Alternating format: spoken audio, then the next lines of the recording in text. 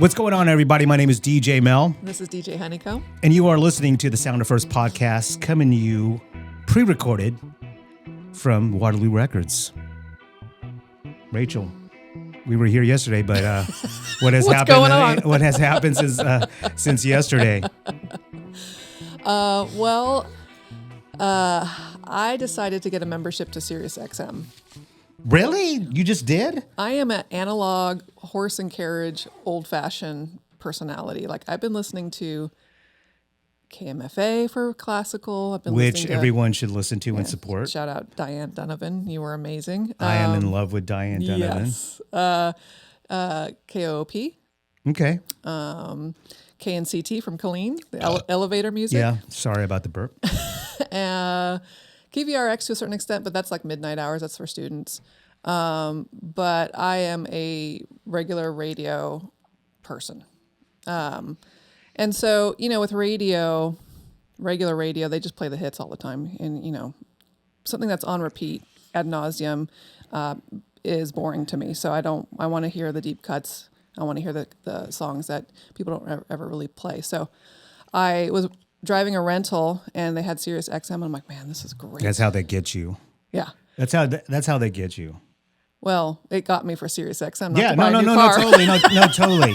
Yeah. When I got the car to that, when I got my car, it included was like maybe a 3 months free subscription to XM, right? And then you're like, you're jamming out and you're listening to, First Wave and, I think LL Cool J, Rock the Bells station. And then, Howard Stern and all that kind of shit. And you're, once you get used to listening to that shit for like 3 months, and then it goes away, you're like, wait a minute. You know what I mean? I'm hooked. Yeah. So I've had an XM subscription for years. Really? Yeah. Man, I am new. Forever. Yeah. As DJs, people are expected to have us play what's familiar most of the time. And so my off time listening is listening to kind of elevator music. So there's something called watercolor jazz. Oh, yeah. You know how I found out about that? I was like, this you know is how I music to found my out ears. about that? Every year I DJ Austin Food and Wine. And so before I get there, the guys from Big House are kind of testing the PA or the sound. Yeah. And after they do that, then they just play some music that, for people to load in and set up all their food and all that kind of stuff. So the guy Kyle, he plays that channel. It's wonderful. You know what I mean? And it's like, yeah, it's great. Lots to choose from on XM. So, but anyways, what else is going on?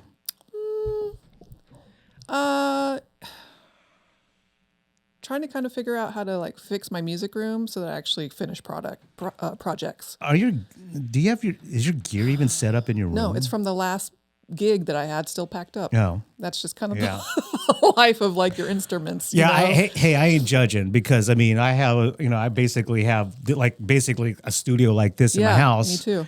With lights and cameras and gear set up and I'm barely ever in there now. I know it's not right. I need to make a day where it's music day every week, and I just hunker down and I tell my husband, do not come through that door to look for socks because the socks are not in here. Yeah. The dog's not in here. Nobody's in here. So that's my goal moving forward this year is to make a day for music in my room where nobody can talk to me. And, that flow state is hard for me to actually get into. But once I'm there, I feel like I could be there for 24 hours straight. It is the craziest energy. It's just taking that first step towards that room. I know. That's always the case for me. It's taking that first step and going upstairs and going into that room and then turning everything on and then start practicing. And I will say this, every time I start practicing, I always learn something new. I'm so glad that I did just some crazy transition or some trick or some, even just practicing scratching, because I'll get rusty, in a way it doesn't really go away, but it's always good to practice, right? Just to keep everything loose, the muscle right? warm. Yeah. So Well, the technology also changes. So once you're just like, I've mastered this, or like, oh, here's a new mixer you have to buy. Otherwise, we're going to make all your equipment become obsolete. Yeah. Unless you're just a vinyl DJ. That's the way of the world now. You know what I mean? Yes. Yeah. So when I first moved to Austin, I moved to Austin for this girl, and I was just absolutely crazy about her. And she lived in East Austin, okay, on Manor Road. And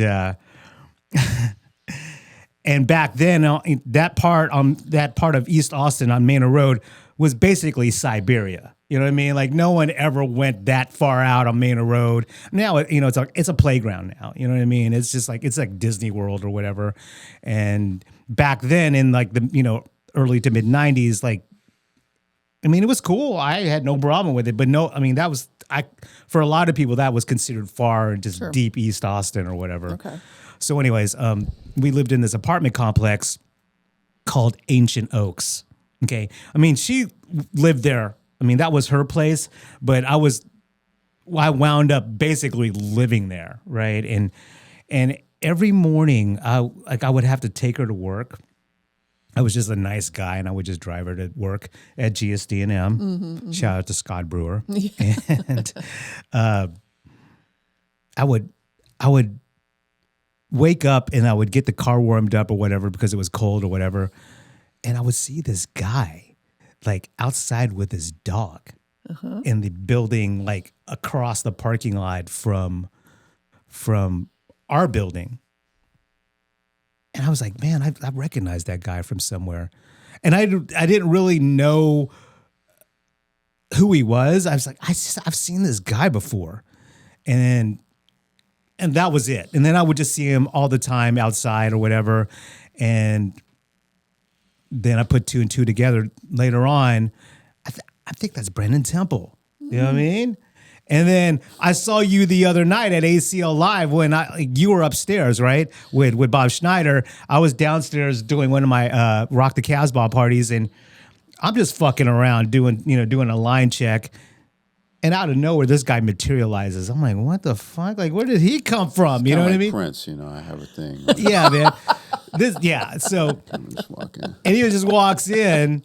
And I'm like, dude, that's fucking Brannen Temple. Uh-huh. Anyways, which leads to this episode's guest, famous hired gun drummer, all over the place, Brannen Temple. Woohoo! Make some noise. Hey.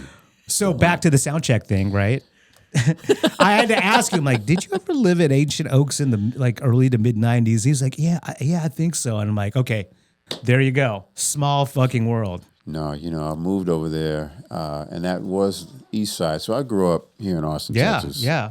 Really not too far from there because if that's on Manor Road, I was born on 19th Street, which is now called Martin Luther King. Well, it's now called MLK. It's abbreviated, right? Oh, yeah. So, grew up on 19th Street, and, so that whole area from all the way down, maybe it's from 7th Street up towards maybe 51st Street. My early childhood is there. Yeah. And after that amount of time, maybe about 5 years, it was about 6, we moved up to Coronado Hills, which is near Reagan High School in that area. So I grew up in East Austin. I'm from here. Yeah. And, so the first place I moved was that apartment complex, Ancient Oaks. And I just was, looking for... outside of my parents' house, Yeah. And were you living with like a girlfriend at the time? Well, let's see. When I first moved over there, that was maybe like early '90s, 92, okay, something like that. Okay. And no, it was solo. Okay, you were solo. Okay. Yeah. And I think then I had a girlfriend and was living on the opposite side of where you said I was living. Yeah, man. And then I stayed there for a number of years and ended up on the other side upstairs. And there probably wasn't a dog. It was probably a bike or something. Okay. And I never had an animal. But I got hit on a bike one time over here at UT. And the guy didn't even apologize, really. Oh. And I went over the hood of his car, Jeez. and I had to walk the bike all the way back. So back up to the main road. So it was just a straight shot in front of what used to be Ruby's down in that area. Yeah, man. And so Austin in the early 90s, of course, was still pretty segregated. If you ask me. Yeah, and man. so when you say that was Siberia, it was more like Africa because there was no, it was all black people. Yeah, yeah. in East When Austin. I say Siberia, I meant like distance, right? Well, Like yeah. it mentally like not physically far away, right? Like actually literally far away, but just in my head back then. But you're not off because it was definitely considered kind of a far off area. yeah, no one really fucked with that part of Yeah, town. in fact, to put it in perspective and how, how I don't know how you want to frame it, how far we've come or how not so long ago that was, Yeah. It wasn't long ago. I couldn't get a pizza Yes. delivered to They the would area. deliver. Yeah, totally. Yeah. So, let's be real about a lot of aspects of Yeah. Austin, Texas. But, here we are. But I lived there for several years and, so much happened over there. A guy died in those apartments. Really? We talk about first. I think that's the whole point. So that was the first yeah. time. Yeah. You want to see a dead body? But it was a young guy who was always wearing a suit on a 10-speed. So it wasn't even it was like a regular 10-speed, Yeah. and he had this thing. And You think he's one of the like Mormon dudes that hitting like door to door? No. This was like an Indian. Okay, so he's kind of like a brother from India. okay, so he's kind of like just kind of this eccentric guy that was rocking a suit every day. Very loner. Okay, And sort of, obviously very dark or troubled. And so I would see him every day. I'd be like, "What's up, man?" And he would never speak. And I didn't get that he was being, weird or, like standoffish or whatever. He just seemed like he wasn't in the best place in his life. you know? right. And then it was like one of those days, like, man, I haven't seen an old boy in a while, And, you just keep going. And then you come home. I came home one day, was doing laundry, and I'm like, what is that smell? No. For real. Oh no. He lived in your building. Yeah. So good. He lived next door. Well, he lived 2 doors down. So you started smelling Started like smelling this guy yeah, from kind 2 of a doors down. And then, got wind, that Nice. that the guy passed. Yeah. That he committed suicide Oh in no. in the apartment. Yeah. And so I never saw him. I never saw the body or anything like that, or But I felt really, really bad because I definitely tried to reach out to this guy, but he made it clear that he had walls. Sure. But it's your neighbor, and you don't really, you sort of take for granted that you're going to see somebody every day. Like you say, you say, I see this guy. Who is that guy? You notice things. yeah. Yeah, when I saw you, I was like, okay, that dude looks cool, but I can't place him. You know what I mean? I couldn't place you back then. I was just like, I've seen this guy somewhere. I just can't place him. And then, I just started seeing you around, and then years later, you wound up in Blaze with Nick. You know what I mean? And so I was like, okay, I think that's the guy that lived across the street from us or the parking lot back in the day. Yeah. So Blaze, that was a interesting band. So I started this. I don't know how that band come together. During the 90s, maybe like mid 90s, I was doing a lot of touring with groups out of Los Angeles. So one of the primary groups was Sheena Easton. I was working Yeah, with. Nice. yeah. And so, she, at that point, of course she had done like James Bond's soundtrack, and she had those early hits, like they were kind of really pop, bubble Yeah. gum, Morning Yeah. Train. Speaking of those songs, Stuff like like that. Yeah. so, I mean, you guys had to perform Sugar Walls a lot, right? Yeah. That song is the shit. That You know what I mean? song slammed every night. Dude, I'm telling you, Every dude, like night that song was hot. Dude, I love that song. And then like But you were a child. That's I was- X-rated song. Yeah, I didn't know. But you don't know as a child. I was just You like, man, this song is jamming as a kid, and then you grow up, and then like Sugar Walls. That's 80s and 90s music I was for like, you. Yeah. like so that was Sugar her- Walls. That was her affiliation with Prince, you know. Yeah, so, no, totally. You know, it was noted that it was on a record. I think it said it was produced by Jesse Johnson, who would have played guitar at the time and stuff. But I think Prince did the whole thing. Yeah. And so, you know, I was excited about working with her anyway through that whole time period. I started realizing things that I loved about being an on-call musician. Yeah. And things that I was kind of tired of. Yeah. And so at that point, I started focusing my energy probably in the early days. I've always been affiliated with some kind of band or project of my own, even in high school. But I saw the value of that type of, let's call it what people call it now, ownership, you know. And so I wanted to evolve. So I had, you know, instrumental bands and, you know, jazz bands and different things like that. So at that particular time, I think I was spending time in New York. I have family there. And I started putting all of these sort of sounds together. Remember, that was the time of electronica. Yes. Yeah, man.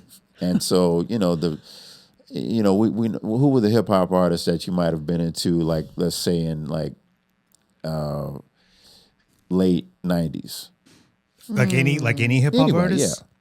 Like Common or something like that, Common Sense or Well, yeah, so like you already had like all of the so if Common was there, then you already like Tribe and those bands, Tribe Called Quest, those groups like that. So you already had those groups that were sort of leaning towards the jazzy jazz side, yeah. of things. So Guru and these people like that, and they were bringing in, you know, actual jazz musicians to play the music. like Guru's Jazzmatazz. Jazzmatazz, like all these types of things were happening. And so, you know, I was spending time in New York, and, you know, I just like, you know, how can I put all the things I love in one situation? And so I've always been a fan of like Grandmaster Flash, you know, since day one. Of course. You know? Yeah. And so I used to have, there'd be radio. Anybody remember radio? There'd be radio stations that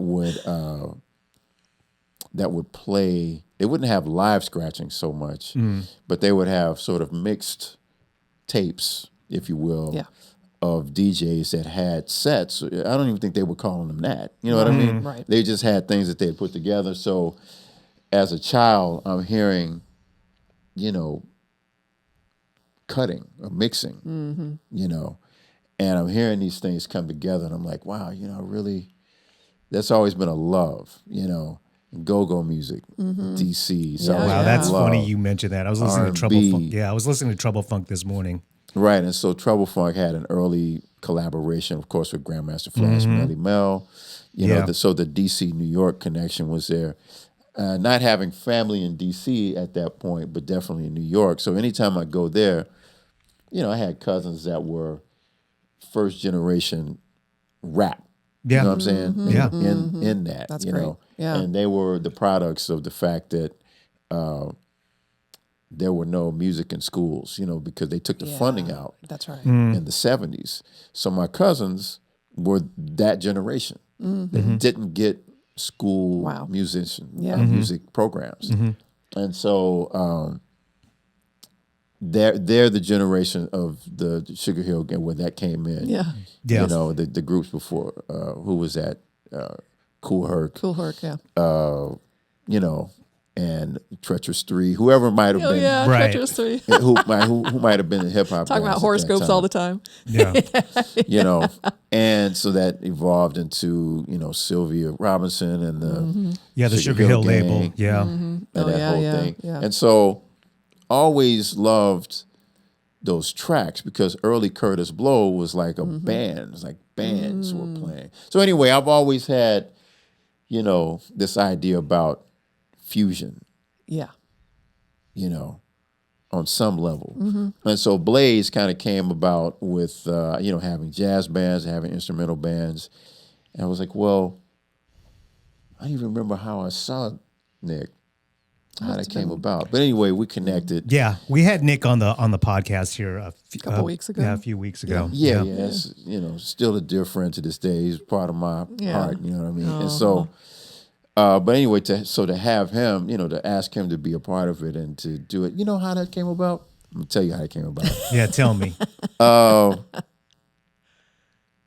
Who was it? Someone asked me to do a show post Black Eyed Peas, and they were nothing at this point. That was before Fergie.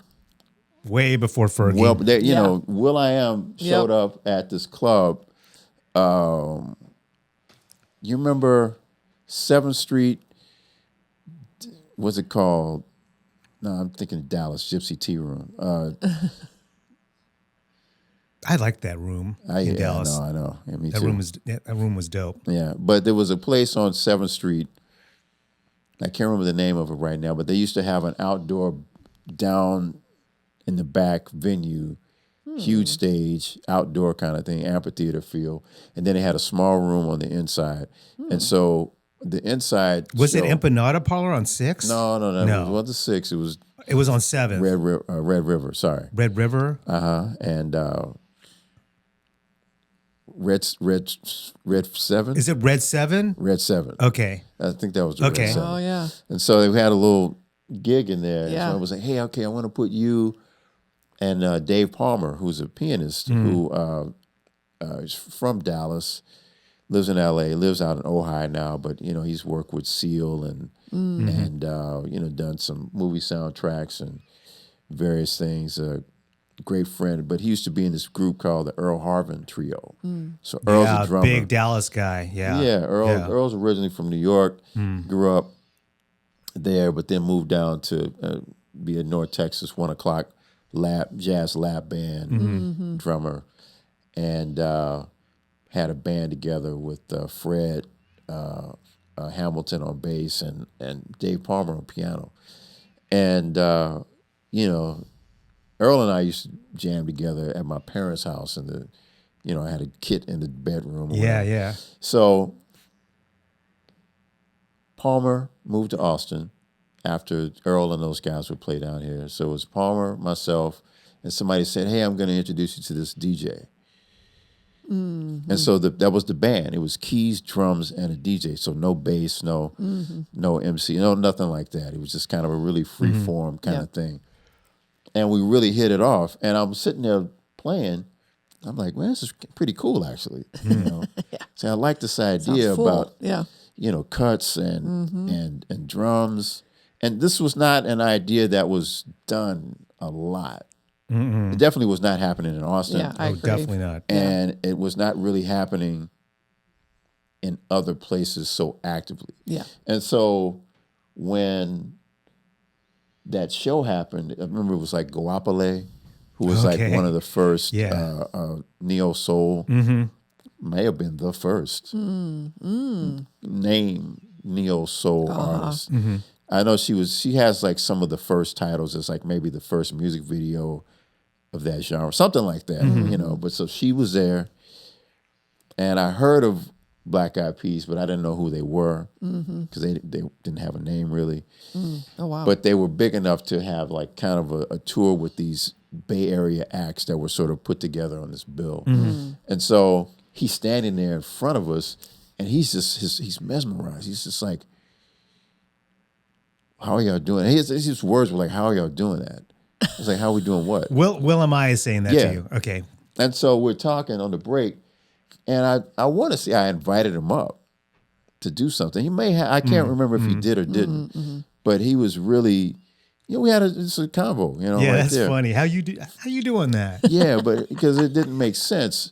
And one of his guys sat in. It was a keyboard player that was playing with them, played on one of Dave's boards, like a synth bass, kind of a funk thing. And so, but that's how I met Nick.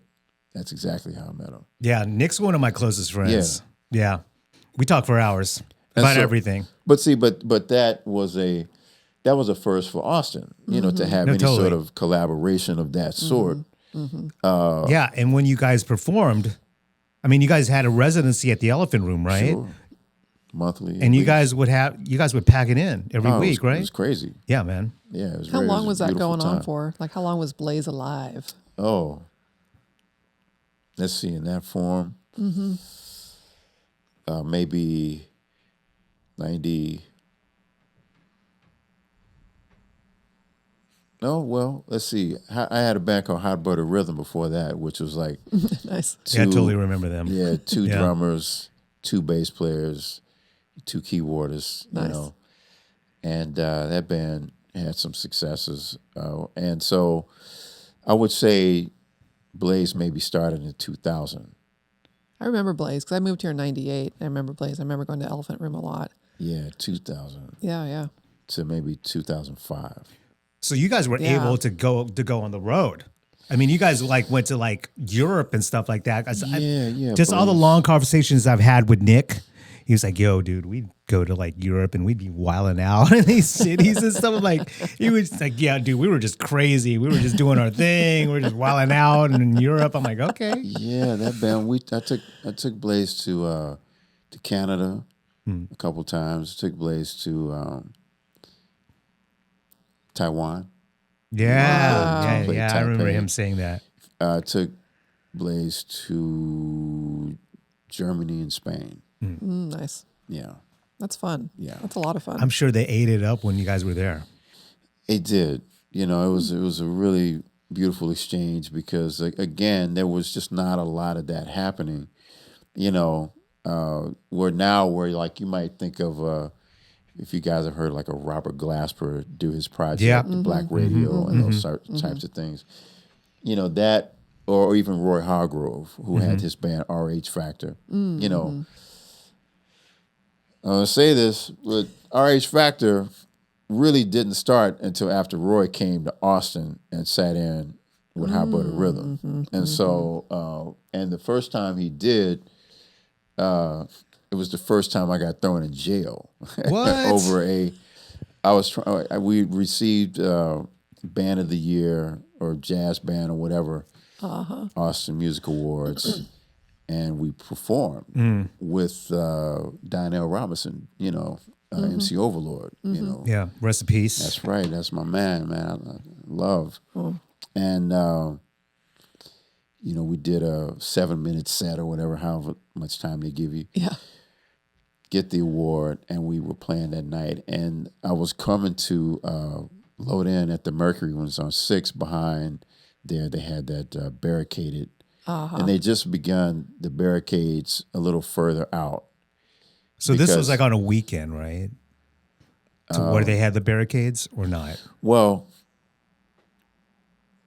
it must have been. Yeah. I don't Yeah, have yeah. the day in my mind of when it happened, but at a certain point, 6th Street was not barricaded. Yeah. You know, and when I first started playing music on 6th Street, traffic was 2-way, and you could park on 6th Street. Yeah. You know. And then it started becoming a thing where, okay, you could park there, then they put the barricades up and you have to like weed your way out, you know. So then they just stopped that altogether. Yeah. And so this was in the beginning of the barricade. So it was like late 90s. And so then they started barricading the outer, like 5th and 7th streets so that you couldn't make turns on like Red River, Natchez, Yeah, okay. Brazos, San Jacinto. Like those streets were blocked off. And so I was trying to make a left onto northbound Red River to cut into that alley. And I got past that barricade, then I pulled up to the next barricade at the alley, and a cop came and he grabbed me and the bassist at the time, Edwin Livingston, one of 2 bassists, Edwin and Yogi. And so Edwin and I got tossed in the clink, you know, and it was really just a situation of, it's just a misunderstanding. And, you know, it went south pretty quickly. Yeah. But anyway, so Roy was there that night. He was like, "Where's the band? Where's the rest of the band?" Yeah. But you know, we became buddies. Roy Hargrove. That's another giant in the music. Another rest in peace. Yeah. Gone way too soon.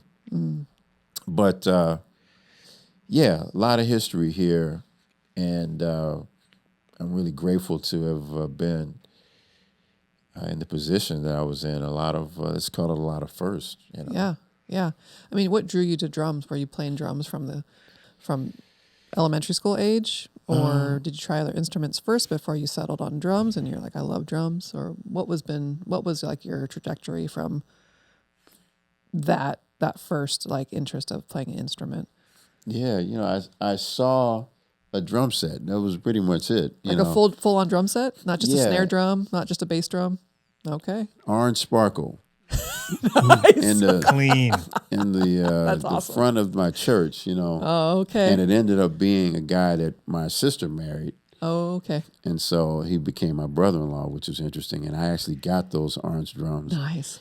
And my brother-in-law, he's Victor Holmes. He passed away too. So Okay. you know, rest in peace to my brother. But he, those drums, I remember at 8. That's one of the earliest memories I have. Maybe I was 3 turning 4. Wow. So Wow. when you saw that orange sparkle drum kit, Yeah. man, just the visual of that, Yeah. probably you're just like, whoa. I remember that material being Yeah. like on a wrap. It's a rap. Yeah. But I didn't start playing drums until age 10. Okay. Okay. So You that know. just stayed with you. That stayed with me. And drums just kind of kept being a theme throughout. And 6th grade band was like a time where they were sort of offering an in Yeah. school. Like I said, Yeah. my cousins didn't get that, but we still had that Okay. here in Texas.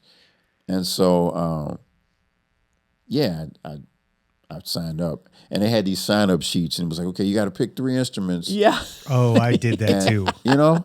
And Yeah, so, man. you know what I wrote? Drums. I wrote drums, 1, 2 drums, and number 3, I wrote D. I was like, so I erased it, but you can still see that the drums were there, and I just put sax. Oh, dude. Oh, man. But I didn't want to play sax. Oh, It was polar obvious. opposite. Of course you didn't. Yeah. I mean, you have a similar story where you had I like hated that shit. I mean, Sign because I up. wanted to play drums, right? I was like, I was into that shit, you know. I mean, I never wound up playing drums, but I remember the band director like, okay, let's see, let me see your hands and what you could do with your hands real quick. List down what you want to play, and I'm like, drums, and then whatever. And then he goes, yeah, I don't think drums are for you. Okay, I think you should play trumpet. I'm just like, oh, okay. Yeah. And I The wound up playing teachers. trumpet. Yeah, the you know teachers. what I mean? Yeah. the teacher. I mean, I enjoyed it. I They're mean, looking to fill out the band. As you know this, right? It's What's up? They're looking to fill out the band. Exactly. Exactly. You know, it's like, And I mean, I enjoyed it, you know, and I mean, I definitely had delusions when I was a kid. Yeah, I'm gonna be Maynard Ferguson or Herb Albert or some shit like that. You know what I mean? Yeah. I'm gonna fucking just do all this crazy shit with Absolutely. with my playing.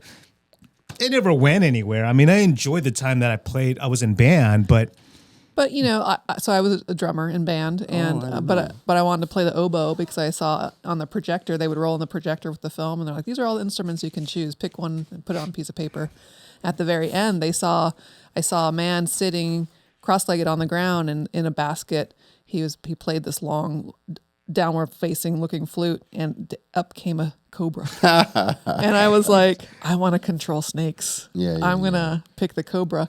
The teacher's like, the oboe's very hard. We need someone in drums. I'm like, okay. So I start off with snare drum. All right. I didn't know. Xylophone. Ode to Joy was a lot. yeah, A little bit of piano, triangle, Yeah. and then bass drum when I was marching. And I loved just feeling the heartbeat on the other side. Yeah.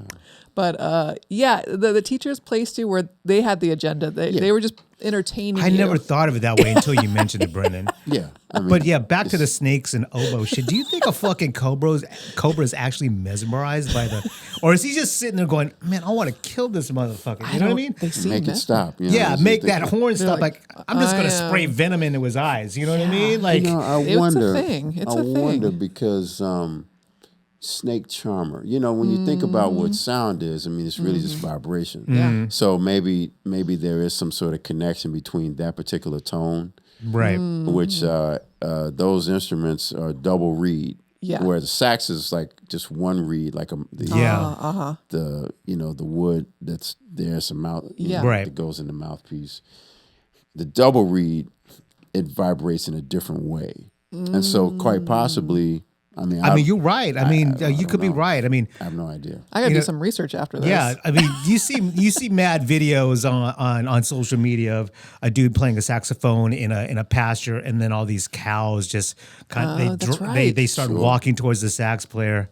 Yeah, man. There's even like a video of a guy playing a flute in the forest, and in the background, it looks like a breeze is affecting all the plants and trees, and then he's starting to play the flute, and they all just stand still. And I'm just like, is this AI or is this for real? Yeah. Of course, Brannen would think of it in a way where it's double reed and it vibrates in a certain way, so it probably affects the cobra. I would have never thought that in a million years. That's how I mean, you're a musician, so I mean, of course you would think that. You know what I mean? I never in a million years. It affects water vibrations. No, totally. Yeah. But I'm just a dumbass sometimes. I'm thinking like that cobra is just like, you know what? This motherfucker is annoying me. I want to bite him and I want to spray venom. I just want to go back in the basket. Just leave me alone. I mean, that's the thing with humans. They want to fuck around with animals all the time. That just fuck around with animals they don't need to be messing around with. They want to make pets out of things they shouldn't have. I mean, like grizzly bears and no, they're wild animals. Like they are genetically predisposed to kill you. You know what I mean? That's in their DNA is to kill you. You know what I mean? I mean, not if you play the oboe. Then Yeah, stop them true. in their tracks. Yeah. I mean, I get it. I But guess yeah, it's all vibration. All of us creatures Yeah. are mostly made of water. I mean, that makes sense, right? Sure. So Yeah, I mean, I guess if I was out in the woods and there was like a grizzly bear charging me, if I busted out an oboe or a sax, he would probably stop. And he'd be like, I like this shit. You know what I mean? Like, oh my gosh. He might like Curtis Blow, maybe. If dude, yeah. put on a couple joints, you never know. Man. That'd be kind of cool, man. Yosemite. Like, I have my DJ set up in the middle of nowhere, like in like some forest somewhere, and there's a big ass grizzly charging me, and I just start playing Curtis Blow or These you know what I are the mean, breaks. Chuck Brown or something like that. He'd probably like Chuck Brown, dude. You know what I mean? So Yeah, those very rhythms. percussive go-go music. You know?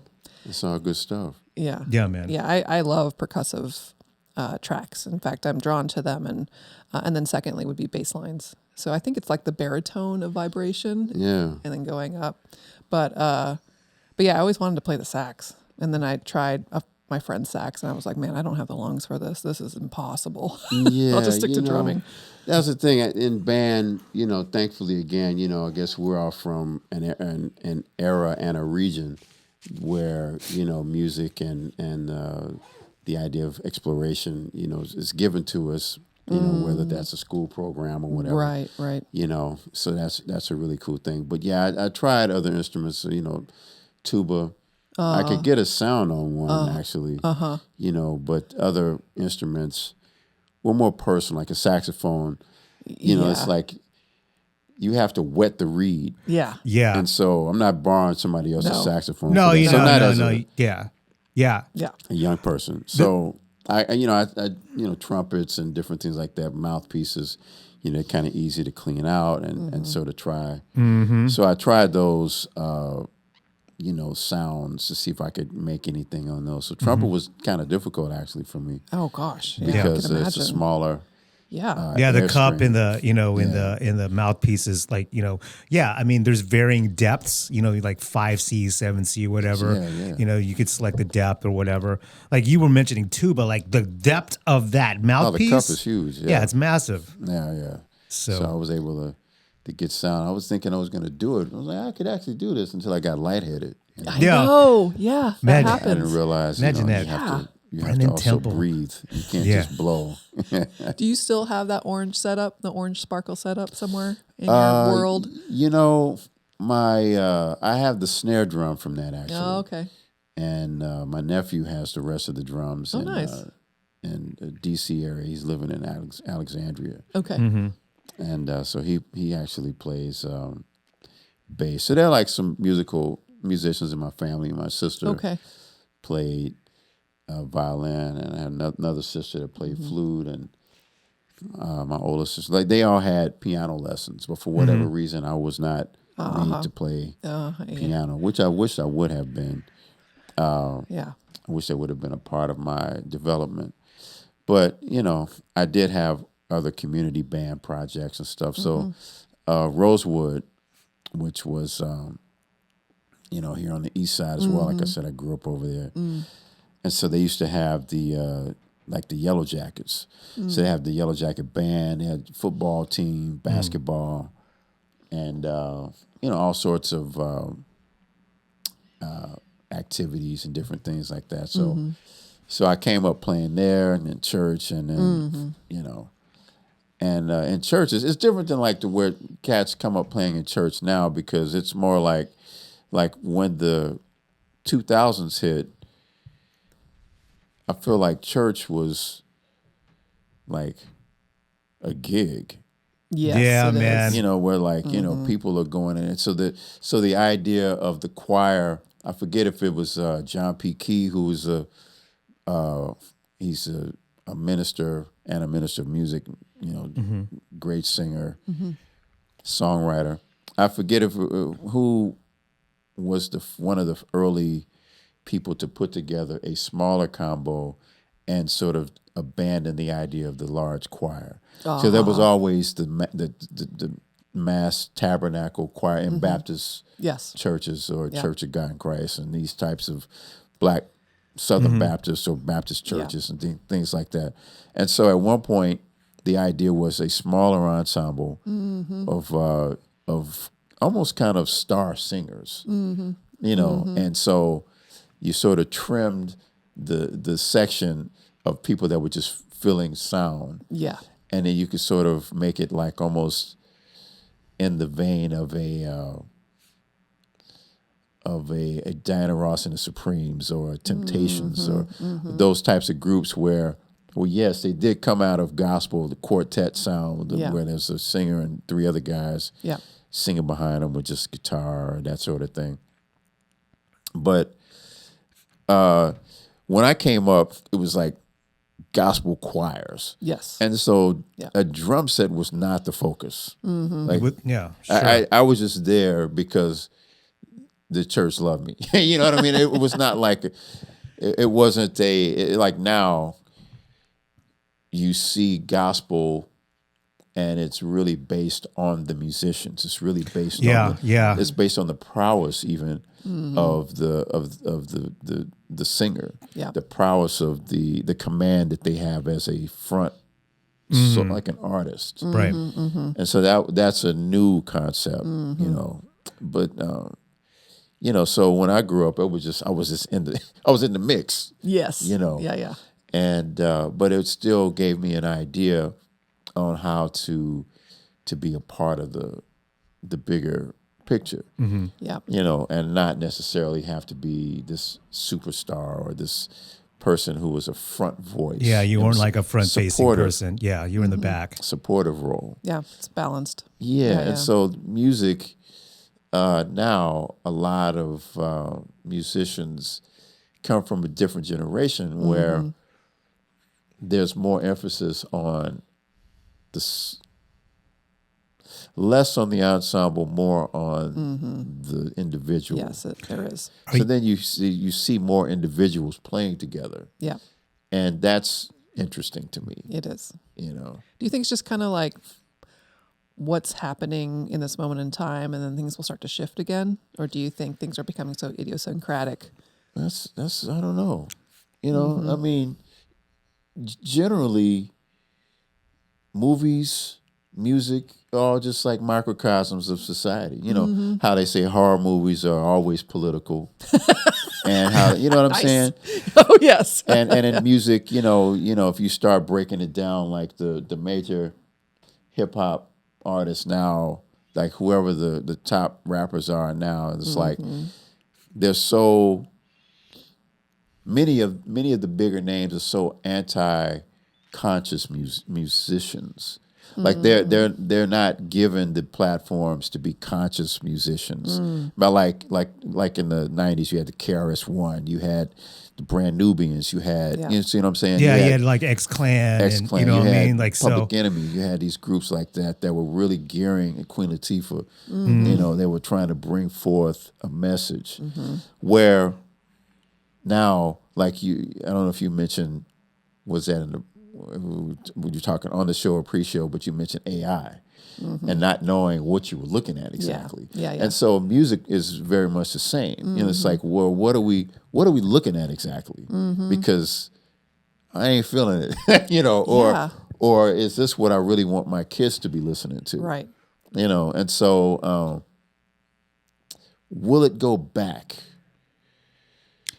I don't know. That's a very, I don't know if this is the right way to even say it, an age-old question. If will it go back? I mean, I don't know. You know, just being conscious, you know, and talking about social issues and like you know, you mentioned KRS-One and, you know, just all the, you know, the guys like Poor Righteous Teachers, like all these rappers from like the, you know, the 90s or even in the 80s. Heyday rappers. Right? Just touching on these issues, you know, talking about like drugs in the hood and, you know, in the neighborhood and taking people out or whatever. I play a lot of, you know, current rap stuff. You know, and nothing against anybody. No, there's nothing against it, but they don't even touch that. You know what I mean? It's really weird. You know, I really don't know. I really don't know. But yeah. But see, there's also just like a consciousness that is now it's starting to be an underbelly in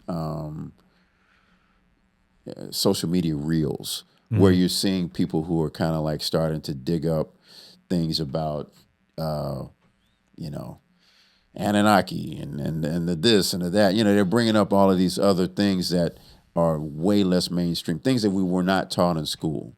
And so this alternative thoughts, alternative thought patterns, alternative like not necessarily anti-government, but just as the government of today has a certain way of pulling back the veil and letting you know, well, we've always done this, but now you're getting a chance to see it, right? And putting it in our faces over and over again. So there's always going to be an anti to that. There's going to be, you know, people that are going to go deeper and show you they pull back other veils and go to they're going to flip the script and, you know, sort of make it seem like, well, there are other perspectives here.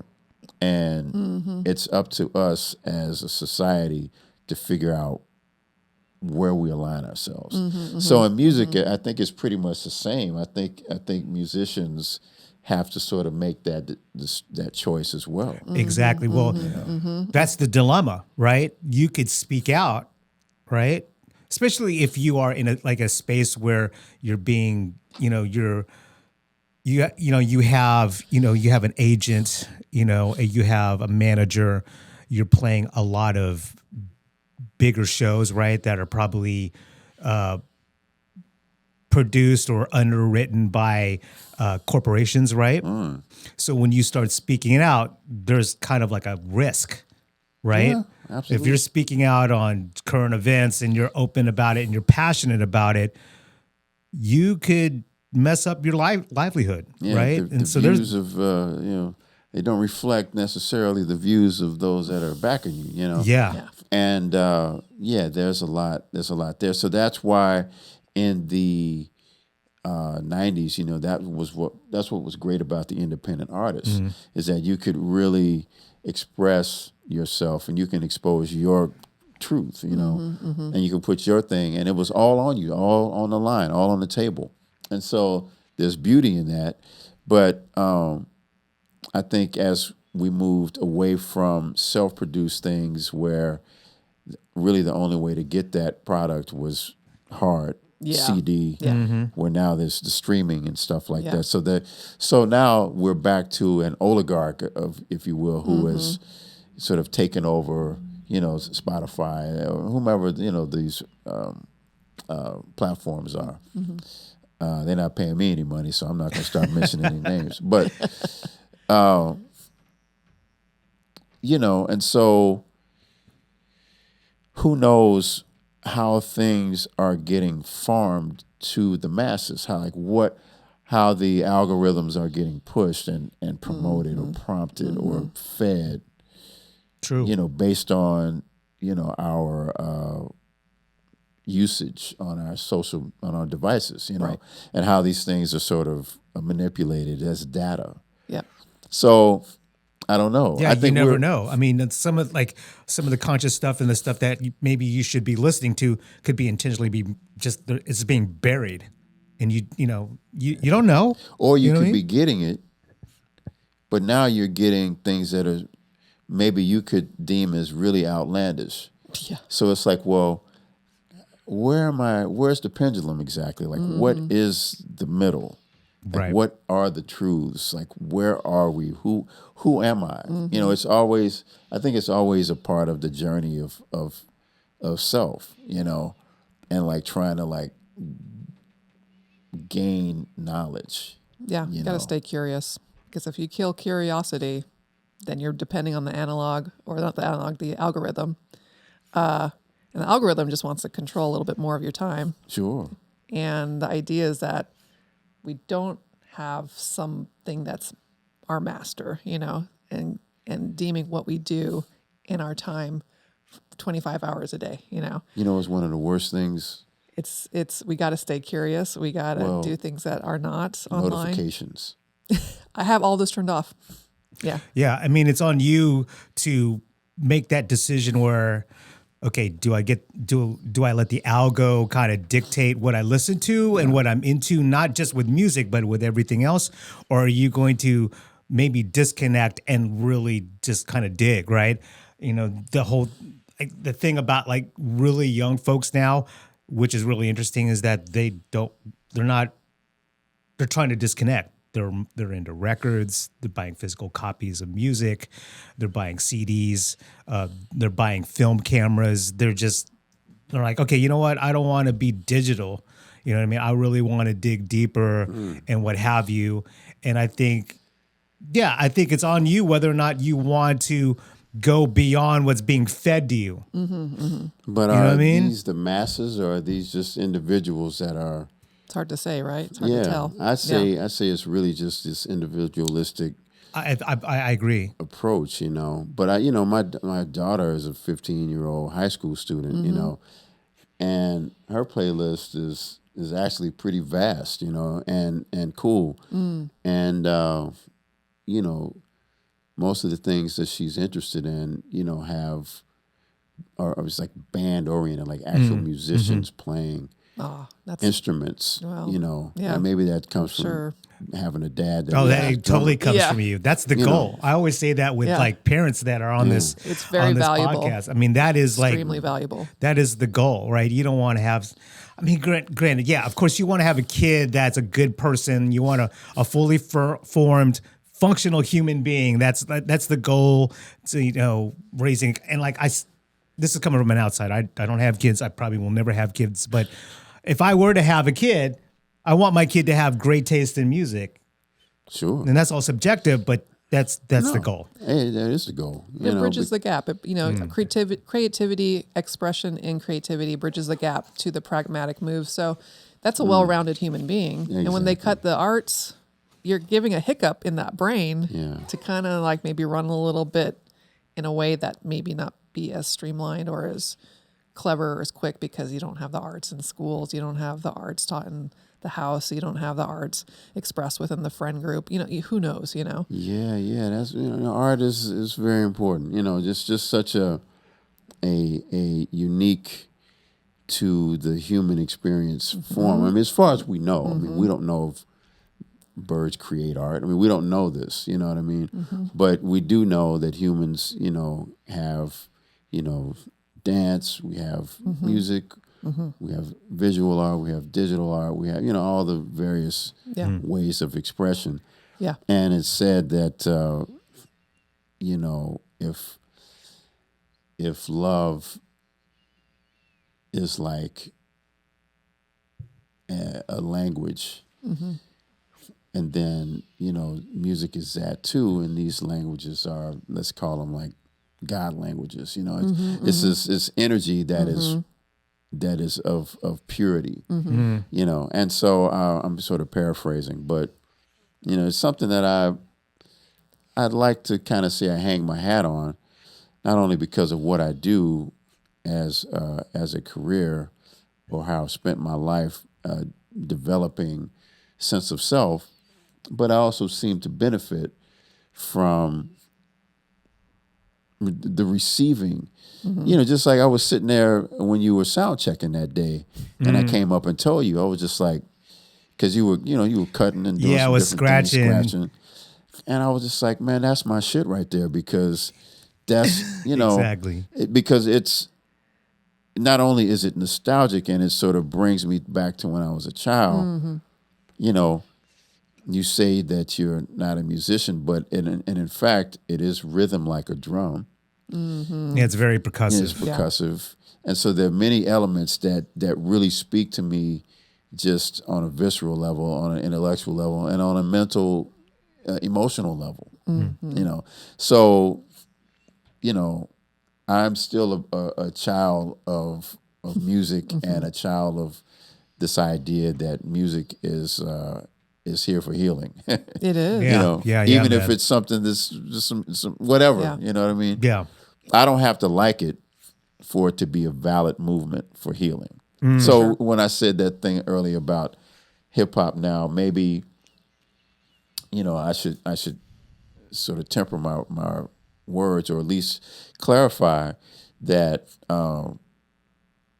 again, I don't have to be the purveyor of, the gatekeeper of all music. It's like, if there's something that my kid likes or that young people like that has nothing to do with me, as long as it's positive for them, it makes them feel good in their lives, it makes them feel motivated and happy, touches them, then that's what I'm talking about. Yeah, that's what it's all about. Professional right? fulfillment. Yeah. Artistic fulfillment. Someone said something that I thought was very true. They said music manages emotions. I was like, yeah, possibly. Yeah, and you can utilize music to express those emotions. I mean, how many times have you been in the face of love,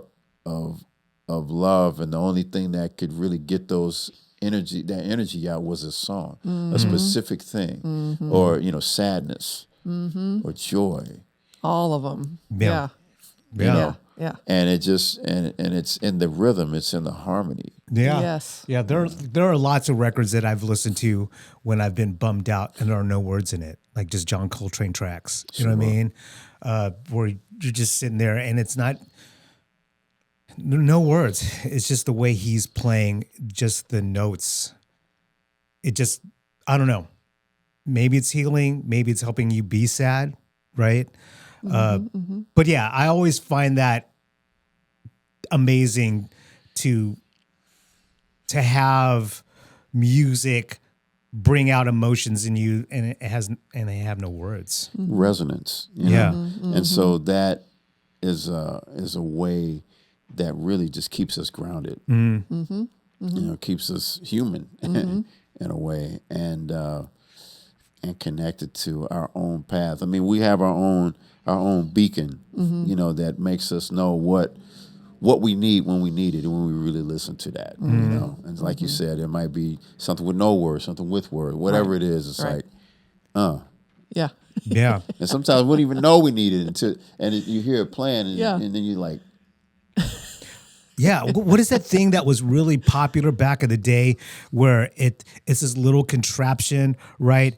And there's like maybe 20 stainless steel balls and they're hanging on these strings and you just swing one back and they hit each other. And it has this rhythm. And maybe I think people use that to just kind of relax or meditate. It was always associated in the late 70s with psychoanalysis. Is that what it was? Yeah. Okay. Nice. Yeah. And they would have them in waiting rooms and such, and or even they would use them in offices because it was a meditative, it was almost like a fidget toy now. Yeah. But, then it was like pretty state of the art, cutting edge sort of technology of physics, one, with the transference of energy. Yeah. Yeah. And then two, that repetitive meditative state, and the calming of the tempo, Yeah. whatever, so like all of these things kind of come together for the senses. And so I think that's really valuable, to this day. And that's why silence is important too. Sometimes not everything needs to be filled up. Yeah, I agree. 100%. One of the things in jazz, that I learned a long time ago is that silence is a sound too. Yes, it is. So you don't have to fill it up all the time. Yeah. And it's not common in many places in music, but it can exist in pop music. The beat drops out, and then it comes back in. Yeah, man. Those types of things that they give us just sort of a breath, and then a moment of even, let's call it mild reflection. And then it takes you to another place, takes you higher when the beat comes back in. And it's like the incredible moment in Whitney Houston tune. There's huge boom. And, and then she goes into the key change or whatever that is right there. Which is a great, not to interrupt, but do you think that you being a drummer and having like a sense of timing and all that, do you think that you could, if that song played, you think you were able to, do you think you would be able to hit the drum on time? There's like this challenge online. That's the challenge, one of those real TikTok challenges. Yeah. I've never been challenged with that, but that would be a funny one. That would be funny. That would be a wild video to get it's in a weird space in that phase of silence. It's just like you think it's going to be on the 4 or on the something divisible by 2, and it's not. It doesn't sound like it. It's not on, I don't know. I don't think it's on beat. It's such a. But here's the thing, all music now is done to a click track. Yeah, it's very rare, unless that's not a bad thing. Well, to me, I'm analog lady, so but I get it. But there I get are some it. drummers I get that like maybe they're not. I hate saying this, but maybe there are some drummers that just can't keep. They're bad at timing, or they can't keep a constant tempo. So they need that click track, right? I mean, we're all human too. It's like we totally. get excited, our heartbeat goes up, and slows down. We're sad or whatever, and so that is what happens in music. So even as a drummer, I'm prone to that too. I feel like I have a good time and I have good timing, but hey, it's just gonna happen. But yeah, so anyway, my point to that metronome thing is that floor time beat is really just in time, and so the drummer sitting there in the studio, he's not trying to guess when it's going to come. He's got a click in his ear. Yes. And so that time is just going by, and he's just waiting for the time fill. Yeah. And there it is. So it's... He just told us how to do that. Yeah. He broke it down. You think the drummer on that track was playing to a click track? Oh yeah, absolutely. Okay. Yeah, because if you break it down, you counting through the tempo of the song. That's why I was counting the tempo of the song. Yep. Right? And so then when the music dies down, that's still happening, but you just can't hear it. Yeah. Yeah. And so next time, just try that. Put it on in the car on the way. I'd probably get into a car wreck if I tried that in the car. Okay, well, don't do it. You know what I mean? Like, no, I'm at home, in the comfort and safety of your crib. Right. Yeah, man. Wow. But yeah, so that's the other thing. You talk about technology and you say analog, but the piano itself was a synthesizer of its day. And so when the piano was invented, there were people that thought it was a devil instrument. Absolutely. Absolutely. So it was not welcomed by the devil, by everyone in Italian culture.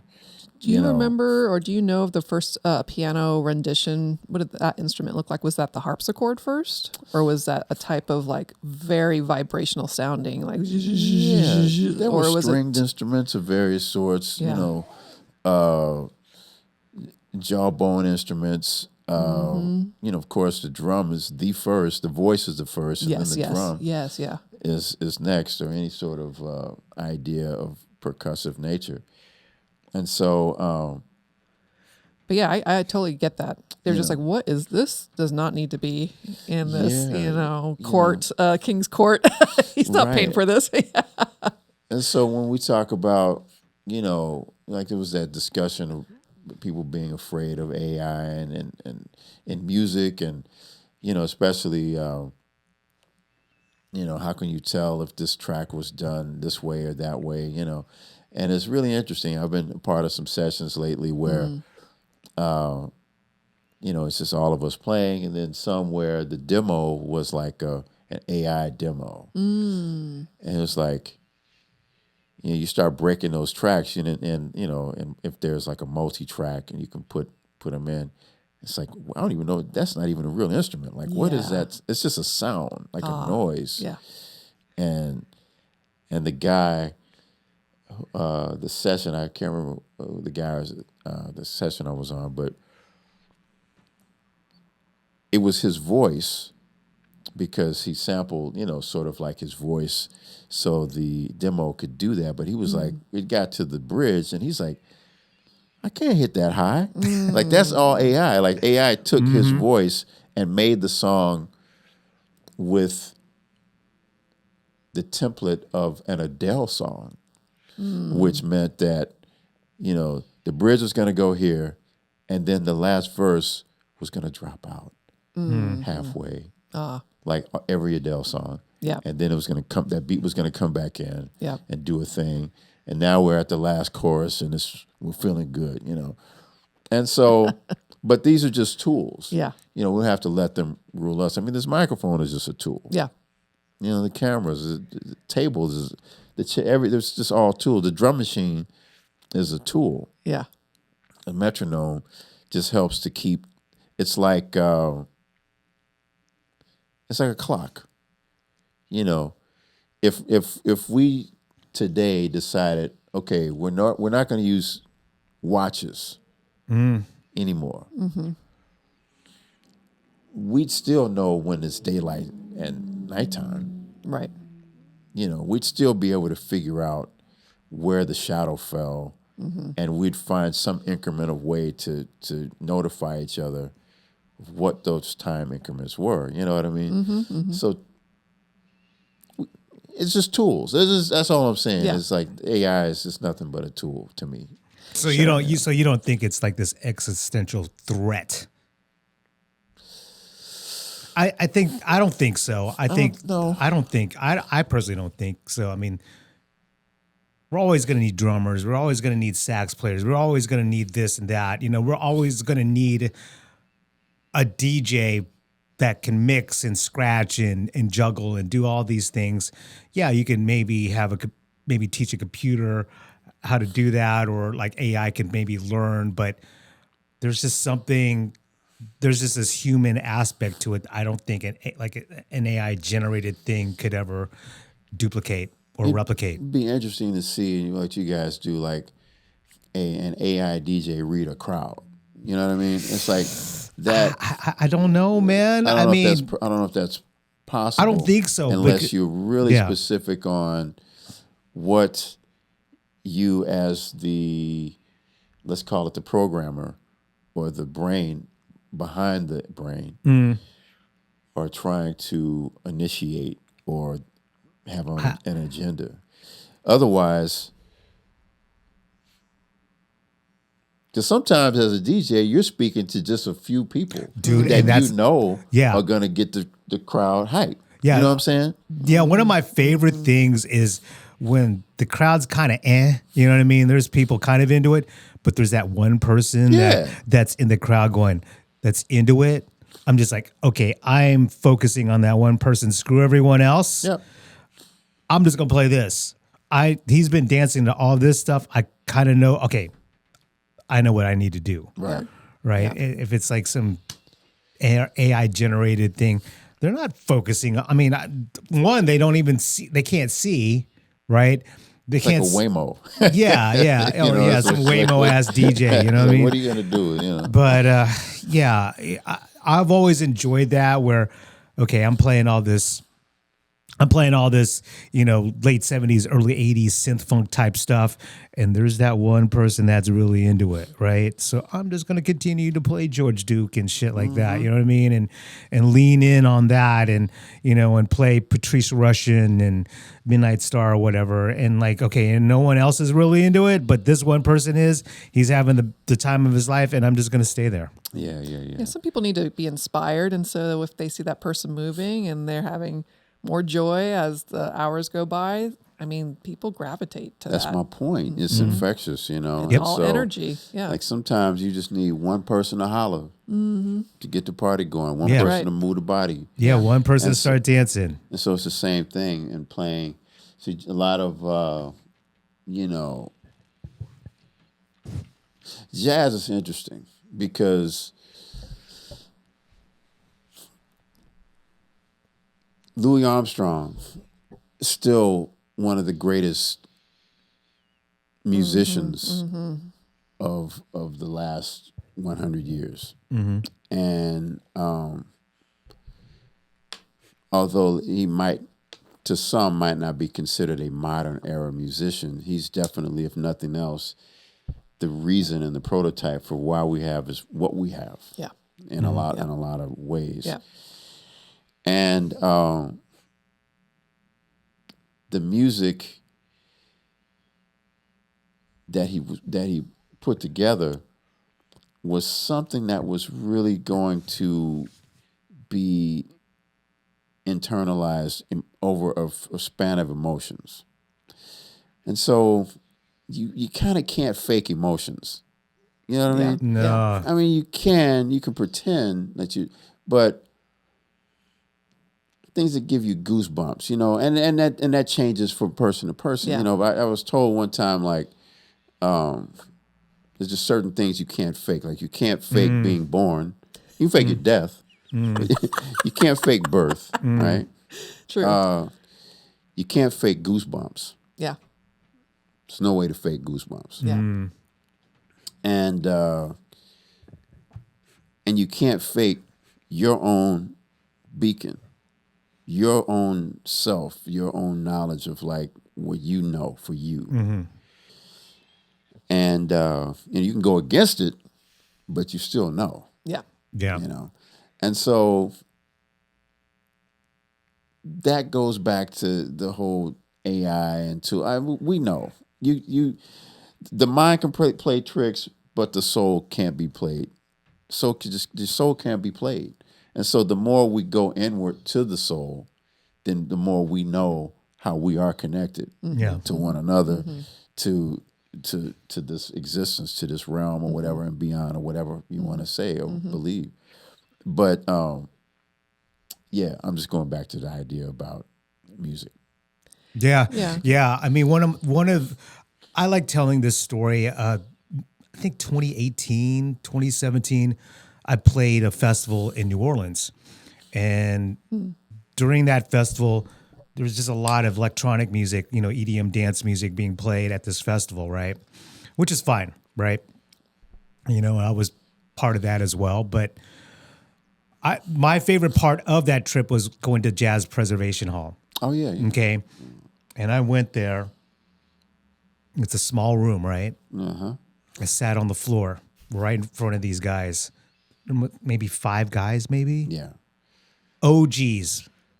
None of it was amplified. And just sat there, and they just did what they did.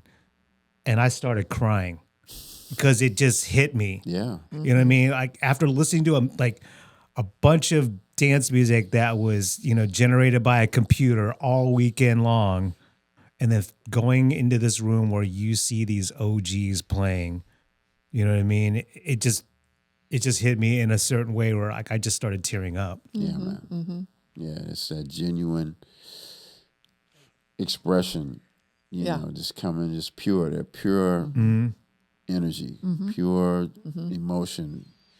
It's spiritual. Yeah. It's beyond words, really. Yeah, just the And then the fact that it was not was no words. Though exactly. That's Check that out. Yeah, bring that back, right? Yeah.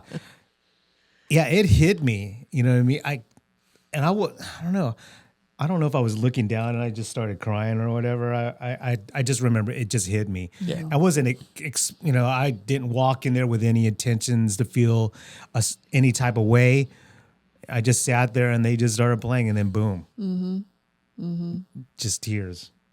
Yeah. Man, love it. All the, I guess, I wouldn't call it early music because, I mean, how far back are we talking about early music? But like 1900s when music really started to change for what we listen to now. Before that, it was like chamber music or, classical music. But you have jazz, you have blues, right? And that was like, this is my day-to-day journey. I got to say something about it. And whoever wants to listen can listen. And so that's like pure emotion. I think like EDM and that's like, that serves its purpose to maybe on the up, like for either athletes or working out or getting excited with your friends that are young or old or whatever. And that serves the purpose of maybe just energy, maybe not a ton of emotion behind that. But I think the blues and the jazz that came from like emotion 100%. And so it wasn't trying to get you to be energized. It wasn't there was no agenda. This is just the person's journey going through whatever. And this is how they express themselves. And it's without communicating, right? Especially with these instruments, a guitar, wind instrument, drumming. They're just speaking to you without words. Mm-hmm. And so it's really profound and very, very powerful. And I'm glad that kind of still exists in our music. And I think, AI is maybe just a tool. I don't believe in throwing out the baby with the bathwater. Like some of us, our human mindsets are very extreme. Like it's either this or that, like Terminator, is that coming true tomorrow? Like, my husband's like, it's coming true. I'm like, hold your horses. Like is not. Yeah, we're not going to get a T-1000 that comes back from the future with a saxophone. Arm wrestle you know what I mean? in the bar. Yeah, you're not going to get Arnold coming out of nowhere from the future with a drum kit. But don't be surprised if it happens. Well, hopefully not in our lifetime. Yeah. So often I just Hollywood is just like a strange metaphor. And many times it's all it is. Not. It doesn't always have to be so literal. So I agree. This may not be like a guy that's gonna just I'll be back, and come out of nowhere, But I'm taking your job, Brennan. You know what I mean? They come back. Arnold comes back from the future and shit. I'm sure he's playing for your team. How can we turn this? Is that Terminator 3 where he's playing for the good for the humans? He's fighting. Was it Robert Patrick who turns into like silver? Oh yeah, that's Terminator 2. Two. Yeah. That's all liquid good metal, right? That's good stuff. Yeah, I love how 'cause what was the name? Connor. What was the first name? Something. John Connor or Sarah Connor, mom. Sarah Connor. Yeah, So, the mom. That whole idea of the mother. His whole idea was to end in that life, in those lives, so that some sort of revolution would not happen or whatever. Right. Yeah, that's a really interesting concept. Because it's like a witch hunt. Oh yeah, in a strange way. Yeah, But isn't it like the beginning of every revolution in history? Yeah. so that brings me to how they plant the seeds. Yeah. So what are we witnessing with this force that's like stopping so-called undocumented immigrants and like what are they looking for exactly? I don't think it's exact. Is it what they say, or is that just a smokescreen? And I'm being really broad. It is a smoke. I'm being really broad. A smoke screen. It's it's just a distraction for something more insidious, right? That's what I think. Insidious or specific, and no one's saying. Yeah. I have no idea. I have my own little thoughts about things. But, ultimately, a lot of it, we tend to feel helpless because, I had a gig the other day where you have a band where I collaborate with some Brazilian musicians, I have a band called Brazilian Wax. I thought it was kind of a funny name for Austin band. And shout out to all the estheticians out there, you know what I mean? Those waxers. Yeah. Discount at the shows, all you. Yeah, you should you should do a collab with like some salon or whatever. Right. I'm kidding. And so my a member of the band, called right before and made a note. It was like, hey, they're up the street from my house, and I'm afraid for my safety. And to hear it firsthand like that, and so we had to play the gig without this musician, and I was really angry about that. Of course. Yeah.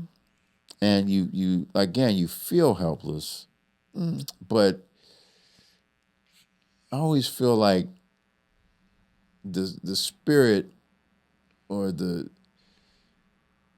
truth comes out. There's always like the greatest movie for that is like The Wizard of Oz, right? And so there's this guy pulling levers and stuff, and behind the curtain, they pull a lever back. He's like, he's still back there, like, oh wait, you see me now, and it's like, So I feel like the veils are going to continue to come open. Yeah, Yes. They're going to continue to pull back, and so will we get music like that again? I think as long as there's a hunger for truth, a hunger for connection, because we see ourselves, we see in others, and so it doesn't matter if we're looking at a Don Lemon or a Sha'Carri Richardson or whomever, you know what I mean? There's certain things that we can feel are worth the battle, are worth waiting it out to get those answers, and not just we're throwing our hands up and going, oh, it's fucked, AI is gonna win, I'm just thinking about that too, it's like, well, I still feel like we have a dog in the race, like we are still the purveyors. Yeah. Yeah. Well, the trick is not laying down, and not doing anything. You just got to keep doing what you're doing, right? Yeah. If you just stop, like, okay, I'm just throwing in the towel. All right, AI, do your thing. You know what I mean? Like, I give up. No. I think the trick is just to keep doing what you're doing. Yeah. And human beings are highly nuanced, and technology will never be able to control that. They're getting better. What was it? Who played the Wiz? And was it Richard Pryor from the Wiz? He was the wizard. Was it Richard? Yeah. Wiz, Richard Pryor. Man, that's one of my favorite movies. Absolutely. But it kind of creeped me out. I was like, or scared, because I was like, oh my God, these guys are on like wheels, and they're just going real fast. Like, they're not flying through the air. This is different Wizard of Oz. But he was just so exasperated, and I'm just kind of like, yeah, because it's like, just wait and see. You can't try to figure out human beings, because we are so highly nuanced. You can't put us in a box. You might for like 2 minutes, and then it starts to kind of break open the top, and they want to experience different things. So I think also, like, all the really negative energy, that shelf life is very short, because it takes so much energy to stay in that negative field force. The positive energy doesn't really take much. You just have to tap into it, and it has a longer shelf life. So, just seeing, I almost feel like people want to control each other, but what ends up happening is there's no control at the end of the day. Like, you can't control people. They're going to do something about it if they feel controlled. I think once you grasp not the idea, but just knowing that life is just in general is never going to be this flat, smoothly, freshly paved road from beginning to end. And you have to realize, yeah, you're going to be going uphill a lot, right? There's going to be like times when there's not going to be any pavement, and there's just going to be rocks and potholes and stuff like that. And, you know, maybe there's going to be a landslide blocking this road or whatever. Once you start to know that this is not going to last forever, you know what I mean? Yeah, right now we're in this rough spot, That's a right? great point. You know what I mean?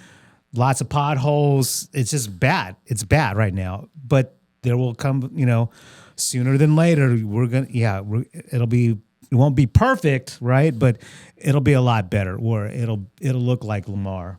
You know what I mean? Even though there's mad traffic and there are potholes still, but it'll be better. Resilience, you know. It's like when the whole shutdown happened. It's like all of a sudden you started seeing animals, you know. Oh, yeah. Even just in downtown Austin. I was like, you know, because I was living downtown at the time. And just the amount of wildlife that just sort of like started peering out. It's like, without us, it's all going to keep going. Yeah. Sure is. Yeah. Brandon, one of my favorite movies, because, I mean, one of my favorite movies, and I'm sure you've watched it, is I Am Legend with Will Smith. Yeah. I love that movie because I'm like, man, imagine just living like, because he's living in New York. He's like the only human, right? He's like chilling with his dog. He's living that life. Yeah, of course. Yeah, he has to like, you know, avoid zombies at night and shit like that. And he's got to lock down his crib every night or whatever. But he's living alone in New York. I'm like, imagine living in Austin, Texas, where there's nobody. You know what I mean? And it's just, yeah, there's deer running around and what have you. But man, I would love to just live in Austin, Texas. It's just me and my dog, and there's no traffic. There ain't no people around to mess around with me, you know, mess with me or whatever. That would be the life. But yeah, imagine like, yeah, like armadillos and like, you know, I mean, you still see it. Like where I live, I encounter foxes. Yeah. And you know, just crazy birds. Yeah, you know, runners out where I am. And, yeah, and all kinds of stuff, man. Yeah. Deer.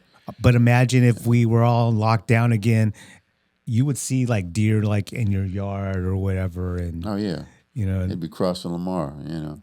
Exactly. So before we recorded, before we hit the record button, we were talking about record stores and all that kind of stuff. So you mentioned Music Mania, you mentioned a record store. I don't even recall. You said something like 35 in Lincoln Center, right? Yeah, it was called. Was it just called Compact Disc? It could have been. I can't remember, but when you were, you know, younger and you were an avid music person, I mean, you've always been an avid music fan. Where were you buying? Where did you buy your music? Okay, here's one. So when I was a kid, there used to be a record store on 12th Street. It was one on. There's two on 12th Street, as a matter of fact, and first 8-track that I bought. Here we go. Was I think there was a group. I think it was one James Brown, and then a group called Slave. Oh yeah, I love Slave. Man. Detroit. I mean Dayton. Excuse me. I'm sorry. I know better. A band from Dayton, Ohio, and but you know, these stores have long since vanished. But there were stores on the east side that had, you know,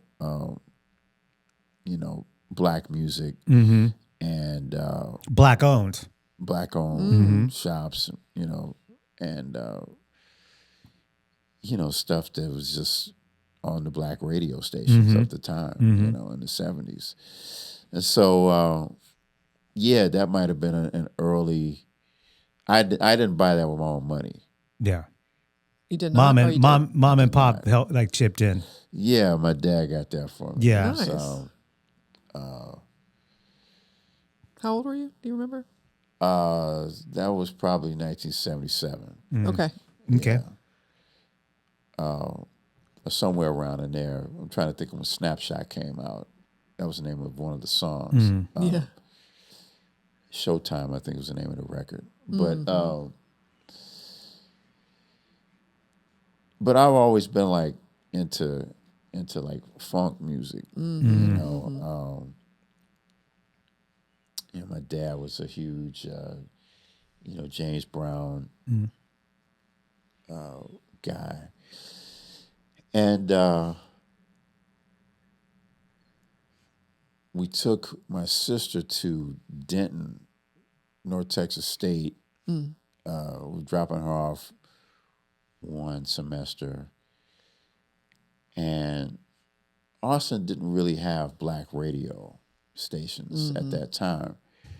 And so when you pull into Dallas, Fort Worth, you get those stations that were in Dallas. It's a bigger metropolitan area. And so it's in the back seat, pre-seat belts really. And, and I was standing in the back seat or going down the road, Literally I'm standing.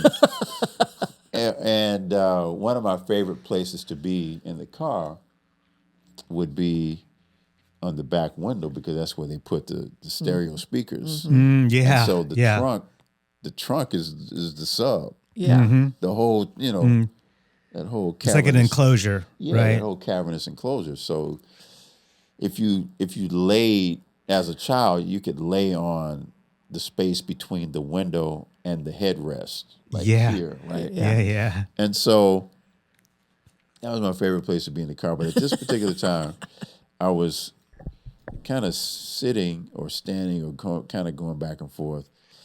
And Parliament, One Nation Under Groove, so that's Junie Morrison and Bootsy and George Clinton. And there was nothing like that on the radio. Yeah. Yeah. And just all that percussion that was happening and all of that sound and the way that the synths just sounded like water. Yeah.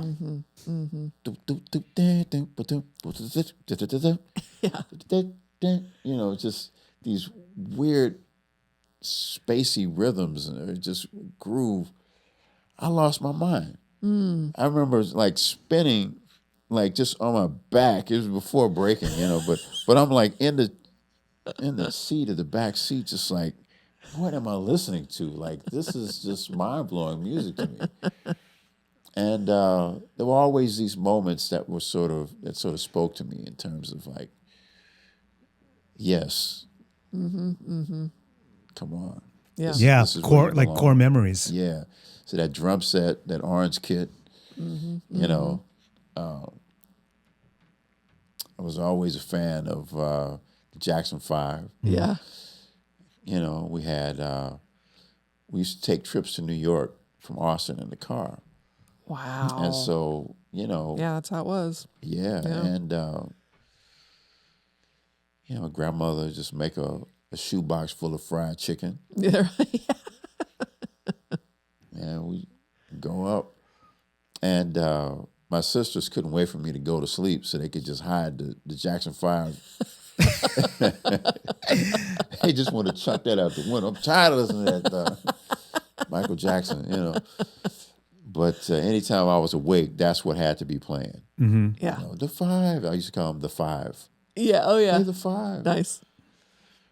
So that was a beacon, And even later in the 80s, when MTV was on and that those Michael Jackson music videos, Beat It. Oh, yeah. Billie Powerful. Jean, Yeah. Thriller.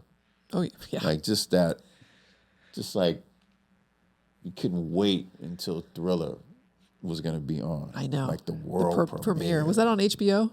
No, it was on MTV. It was. It premiered on MTV. Yeah. Okay. And well, that makes more sense, but I don't know why it was on. Yeah. Okay. yeah. But you know, just these valuable points in time. You know. Yeah. But yeah, over the course, there have been many. You know. Yeah. Was there a concert that you saw that really resonated with you? Like, wow, this is something that's going to stay with me for a while. Was that like a live performance that you had seen?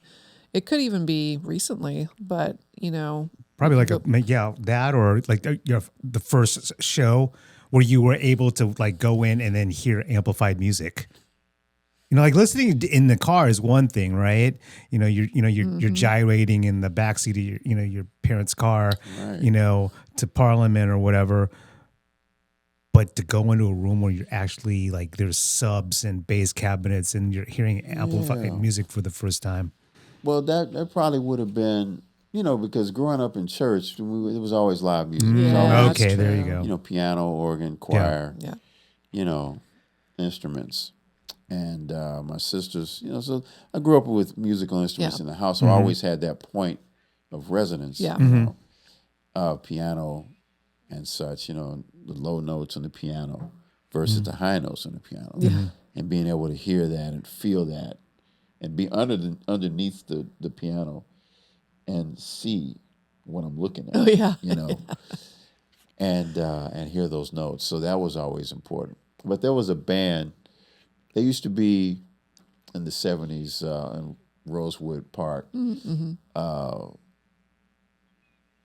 events like Miss East Austin, you know, pageant. And I think before I was born, my mother did it way back. I think there were some pictures of her. But I know my sisters did that. But my older sister did it.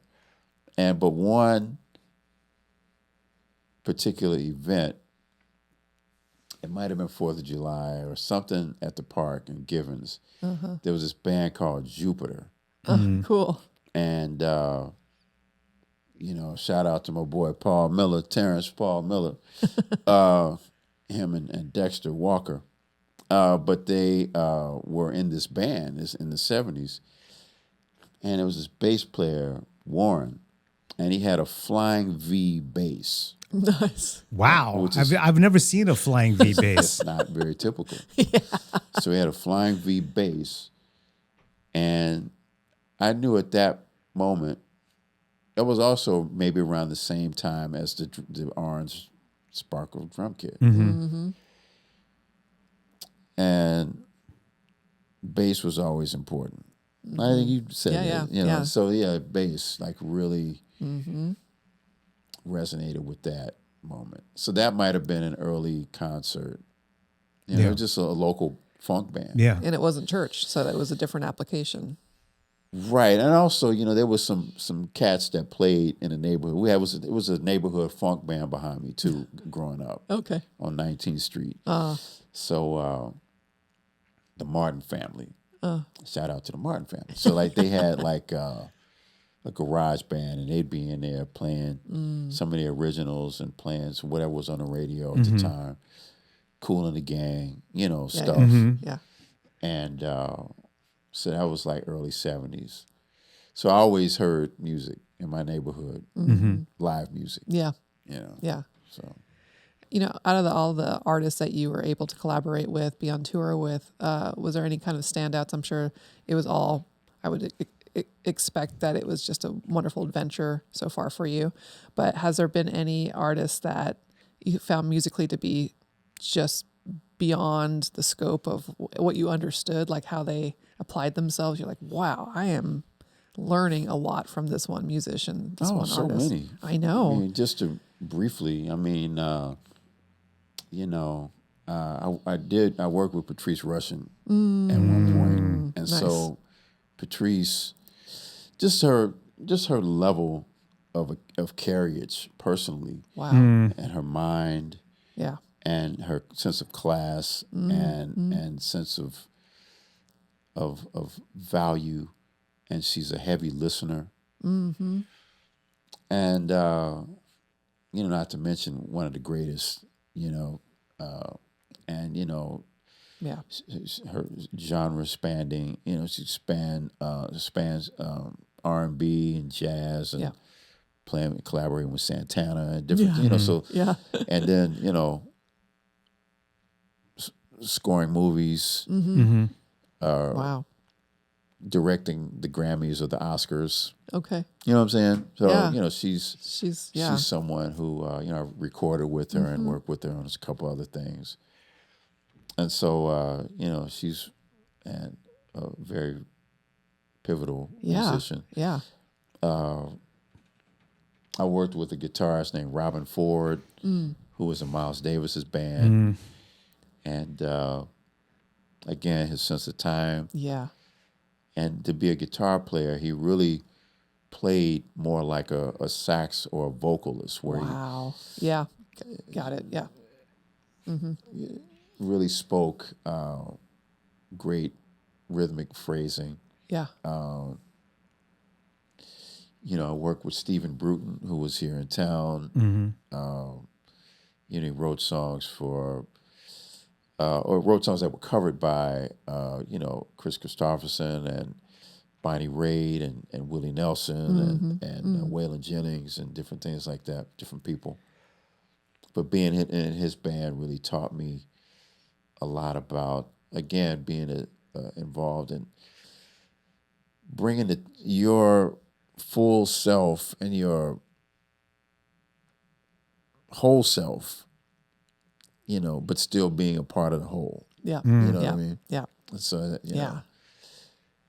know, and him seeing the value in the individual, but still moving towards the direction, you know, Yeah. of the common goal. He was really important. So I work with a gentleman by the name of Hannibal Lecumbe, Okay. who's a great activist and trumpeter, and you know, he's written pieces for you know, Rosa Parks and other people in need. The last thing we just did was a piece for Katrina and you know, the victims of Katrina, as well as Kerrville. And just there's a moment in the piece where we're playing the actual storm, Wow. and Jeez. talk about audience with goosebumps and chills. It was incredible, you know, just in his mind and connection to source and humanity and how it cycles through him. You know, there's no greater example in my life of how to conduct oneself with purpose. You know, and you know, just any number of individual musicians I worked with, even a D Madness. You know, yeah. D, you know, someone who could be written off in society as, you know, he's sight impaired. He can't drive. He can't do this for himself and that and that, these, that, and blah, blah, blah. But I've never experienced a more with it individual, a more independent and independent thinker than D Madness. Yeah. You know, Yeah. He's always working. yeah, He is resourceful. always, yeah. He is always the working. resource. Yeah. D is the resource. You know, There you go. I mean, he can do it on his own. You know, Yeah. you know, he can, and you know, we've seen him play drums, bass, and keys at the same time and sing. You know what I mean? So even local guys like that, you know, I've had a really great, Yeah. I had a great run. You know, Yeah. I'm still out here kicking. You know, and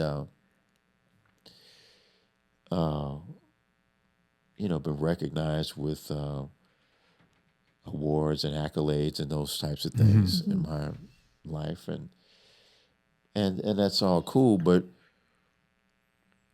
you know, really just getting the chance on a daily to sit at my drums and commune with the self, or even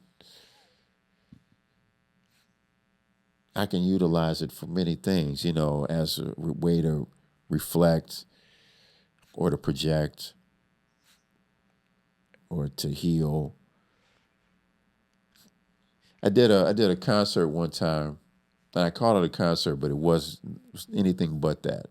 Hannibal called me out to Smithfield, which is where he lives, and he's like, "Hey, come bring your drums."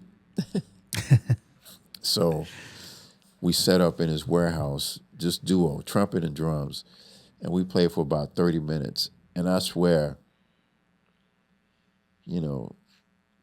children of the world were in tears from the gifts that they were receiving. And I'm not saying that because I was so great. I'm just saying I literally felt like the ceiling opened up and a message was sent, joy, as a coverage to the needy, those in need.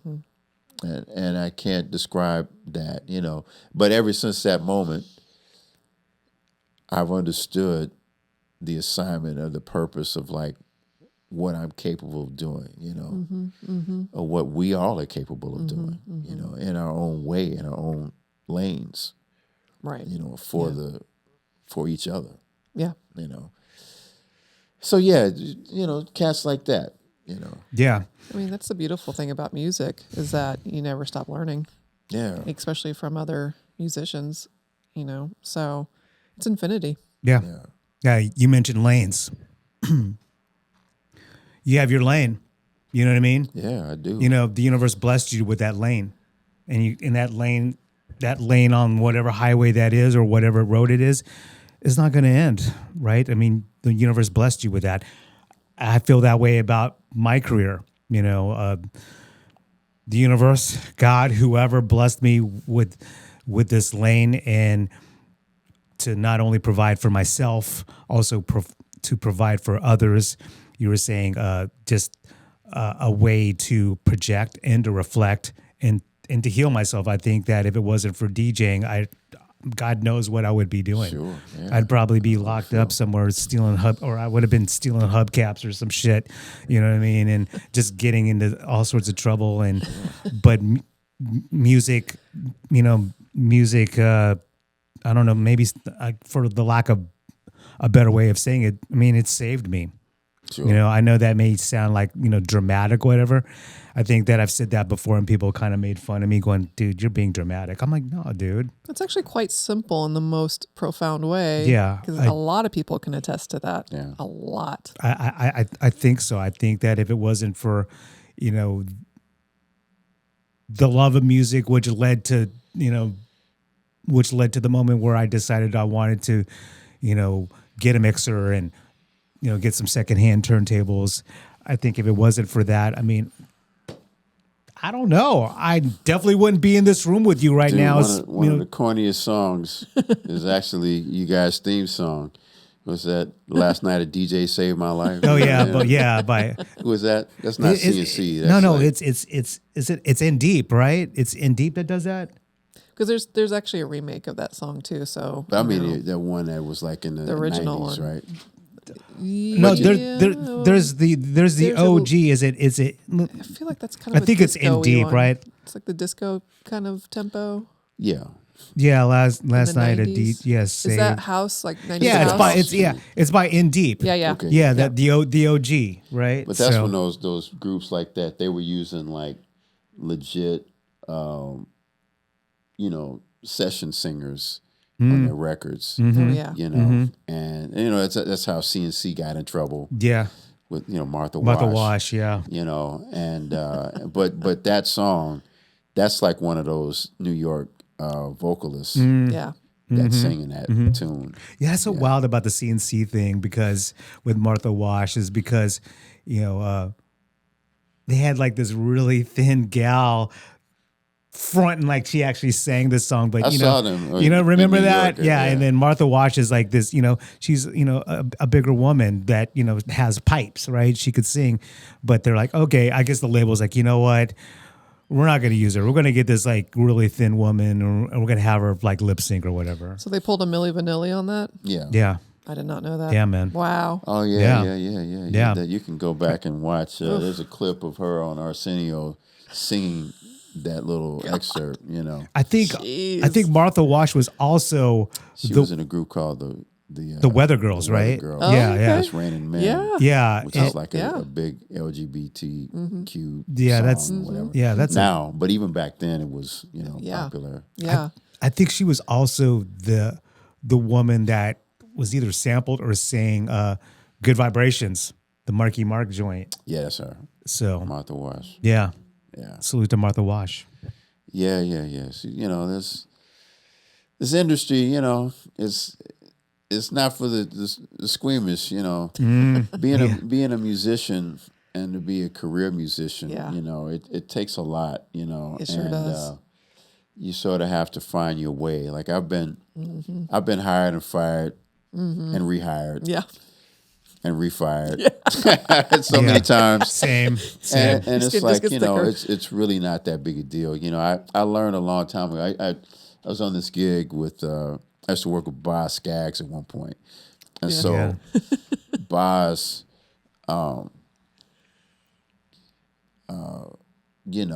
he had this sort of dual personality, if you will. And like the bass player was like, "Oh, you got Billy today. You didn't get Boz." Ooh. His alter ego, huh? Really? And so we've been playing, and he'd been praising me the whole time. He's like, "Man, I really love your touch on the drums. You play with great dynamics, and you really did your homework. The way." And he would compliment me on how I tuned the drums and how my cymbal choice, like really specific things he was really listening to. And I appreciated that he was that invested in his surroundings, And then one day it started. Oh shit. And so the first thing was like, Jeff Porcaro. Toto. So Jeff Porcaro is the drummer for Toto, and he, Wasn't he like a kind of like, I don't know, he was kind of partly responsible for the formation of Toto, if I remember with the correctly? Porcaro brothers, Yeah. Yeah, And so- Steve and Jeff, so yeah. they're all kind of like the second generation of like the what do you call it? The Wrecking Crew that did all the tunes in the 60s Yeah. that the Beach Boys played on, and Boots Are Made for Walking, like all those Yeah. iconic 60s tunes. Yeah. The opposite of how Motown had a house band. Right. Well, like these groups, and the group in LA was that group, Mm-hmm. and they made a ton of records. Yeah. And so the second wave of that were the kids, the Porcaro sons. Mm-hmm. And so Jeff was the drummer. Yeah. And, he played, he was actually, according to Boz was like, well, have you ever heard of Jeff? I said, well, yeah, of course. I mean, he's one of the great session course. drummers, Well, he was also my best friend. And I was like, well, yeah. that says a lot, brother. Thank you, man. Thank you for that. And he's like, so on the records, man, I really want you to start there and stay there. He told me to stay there. Oh, yeah. So in other words, I don't want to hear you. I want to hear my record. I want to hear what Jeff Yeah. did, Yeah. because that's my voice, Yeah. Got it. Gotcha. Yeah. And so I played the gig as, just, I don't want to say any monkey could do it, but I mean, you play Yeah. the record. Yeah. So I notated all the charts very specifically, Yeah. And so we played some symphonic gigs, and it was also a situation with plexiglass fishbowl all the way around to the back. And Nice. it was weird. But, and he goes, I was playing brushes with the symphony, and the symphony cast were just like, oh, this is great. It was great. And he invites me to dinner. And then all of a sudden, he's just like, one day, he's like, that's the wrong bass drum pattern. That's not what happens in that song. And I was like, oh, okay, cool. Hey, do you mind? Can you guys play the recording? Mm-hmm. And I wasn't going to show him up because knew I was playing the right part. But I was like, oh, well, maybe. Can we listen? It's like, do you mind? Take a minute. He's like, no, go right ahead. So I played the whole recording, all 4 minutes of Lowdown or whatever the song was. And I was like, okay. I said, can we take it from the bridge? Yeah. And so we play it and finish the tune. I was like, was that it? Yeah, it's better. Okay, great. So then we're playing like Lido or something like that. Yeah. Lido shuffle. Oh, and he stops the tune. That's not the right part either. It's like, oh, okay, can we play that again? And so I had him play it. Okay, we just fast forward it to that outro. And then I'm making notes in my chart. I'm playing this up, but I'm being sincere about it too because I want it right. So can we play it from there? Yes. Okay, so we play it. I said, was that it? He says, yes. And so we go on break, and now it's dinner, and band morale is shot. Mm-hmm. And I walk into where everybody's eating, and it's just silence. Yeah. As soon as I walk in, people stop talking. I'm like, well, I'm either fired or I don't know what. Yeah. And so I go in, I grab my food, I sit down. I'm like, what's up? Oh, shit. And everybody's just like, I say, okay, so I finish eating. We do the show. I go to the side of the stage, and Boz is standing there. And I said, well, hey, so how was that? Mm-hmm. He was like, oh, man, it sounded great. I said, oh, okay, thanks. Mm-hmm. So the next morning, get up, and we're about to get on the bus. And Drew Zing, guitar player, he passed away too. But Drew, he was like, dude, I don't know how you held it together. He said, man, I thought for sure you were going to crack. He said, I would have cracked. I would have just gotten in his face and been like, I know what I'm doing. I know, And I said, well, man, being a musician is also being a psychologist. I know. And you have to understand how to read things. Yes. And it's like, he already told me, you have to be a good listener. Uh-huh. He already told me Jeff is his best friend. Uh-huh. Yeah. Dropping Easter eggs. Told me, yeah. He already told me that Jeff created the record Silk Degrees, which is what all that comes from. Boz's record is his defining record in his career. And so that's the crown jewel of who he is as an artist. And so I know that. And I know that he's picky about that.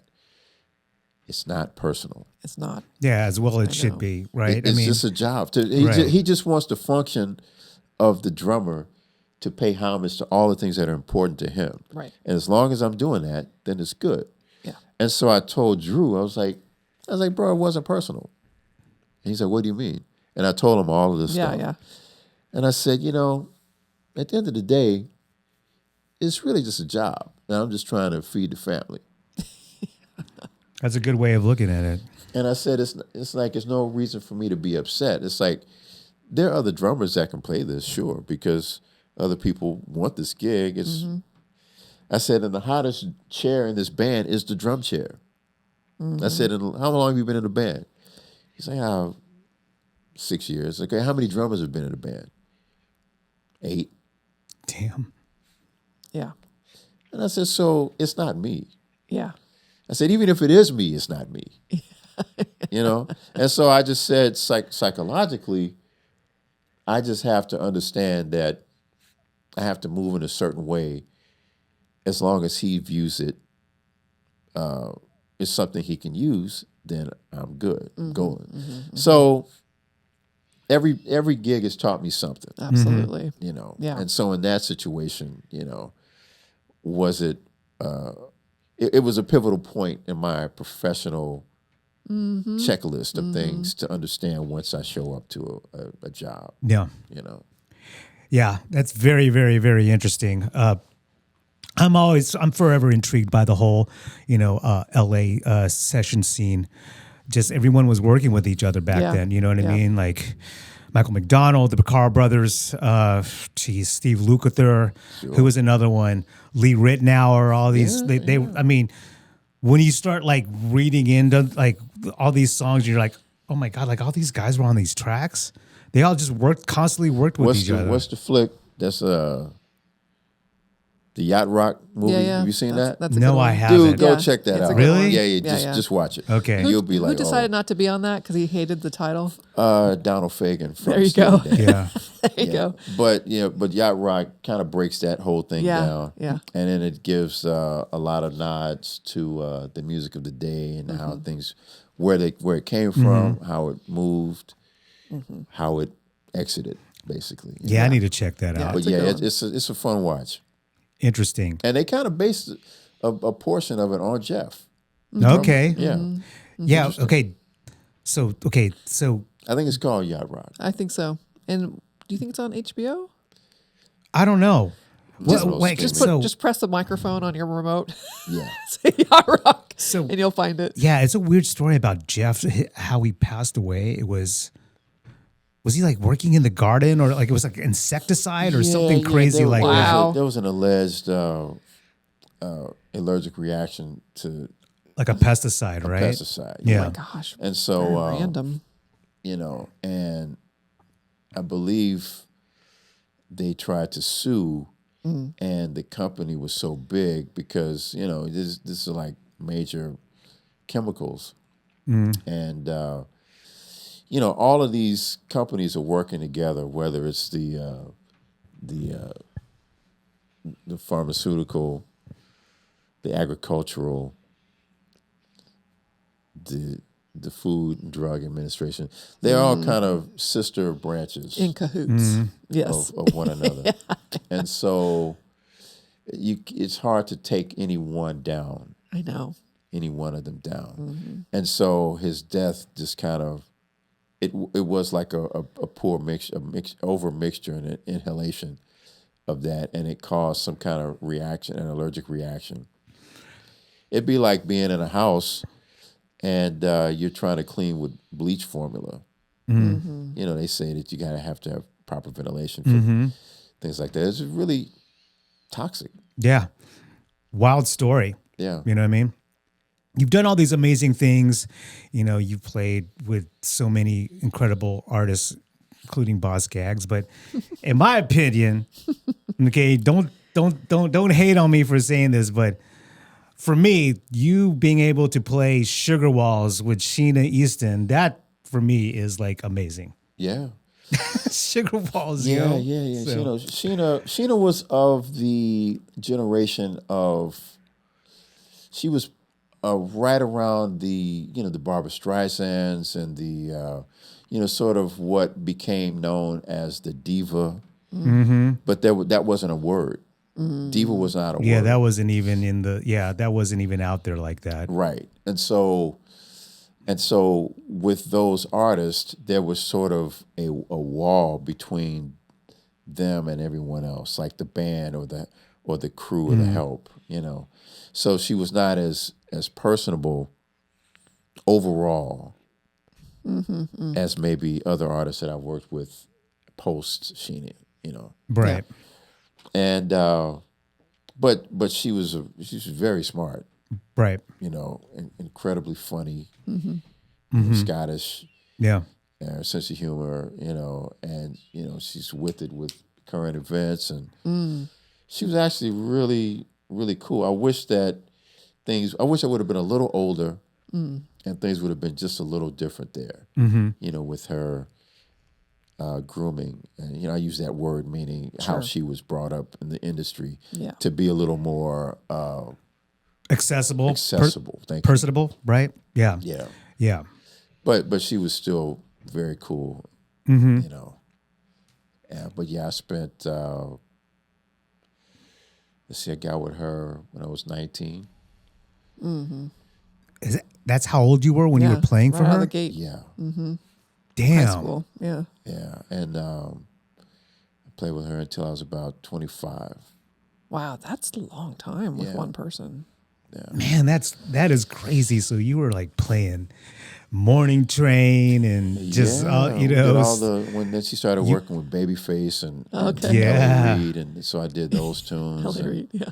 Of course, all the Prince tunes. We did, You Got the got the Look, look, yeah. and all those tunes. But Prince never came to any of the shows. I was hoping I would meet him there. I did eventually, meet Prince a few times, but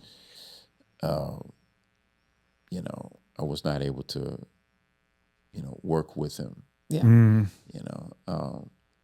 There was some communication about that, but it just never came together. Yeah. That's probably meant to be.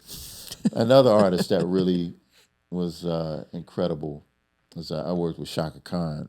Yeah. It was a brief moment, in my history. It was really just like about a tour or two. And I left that for something else, but I should have stayed on that gig a little longer. But talk about someone who was a deep listener. I got to the gig in San Diego, was the first gig, and I was setting up the drums, and I'm just kind of tapping around, and the monitor engineer, no one was there. I was kind of the first guy there, me and the keyboard player. So we were setting our stuff up, and I walk off stage, and Shaka's sitting. She's sitting there. I'm like, oh, she's here. And I hadn't met her since I gave her a cassette tape in New York of my playing. Yeah.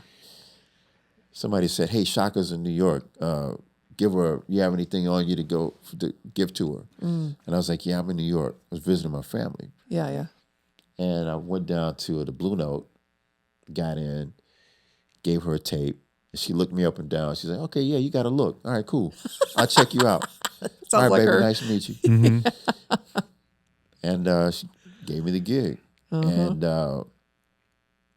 so I'm sound checking, or not even sound checking, I'm just tapping on the drums. And I walk off stage, and it's two people sitting there, and it's Shaka. She's facing me. And then there's a guy with his back to me with this cross colors jacket on. Yeah. Oh, yeah, man. Real cross colors, right? Yeah, yeah. And I started laughing. And I was like, man, this dude looks just like Ike Turner. It was Ike Turner. Oh, no. Was it? Oh, no. It was Ike. Golly. Rocking cross colors. What's he doing in town? Damn. So I chilling with Shaka, Yeah. and so I meet they Ike. made up, This yeah. was the first time I was actually shaking hands with Shaka. Wow. That's not true, actually. I met her a couple other times. But anyway, so I'm working with her now.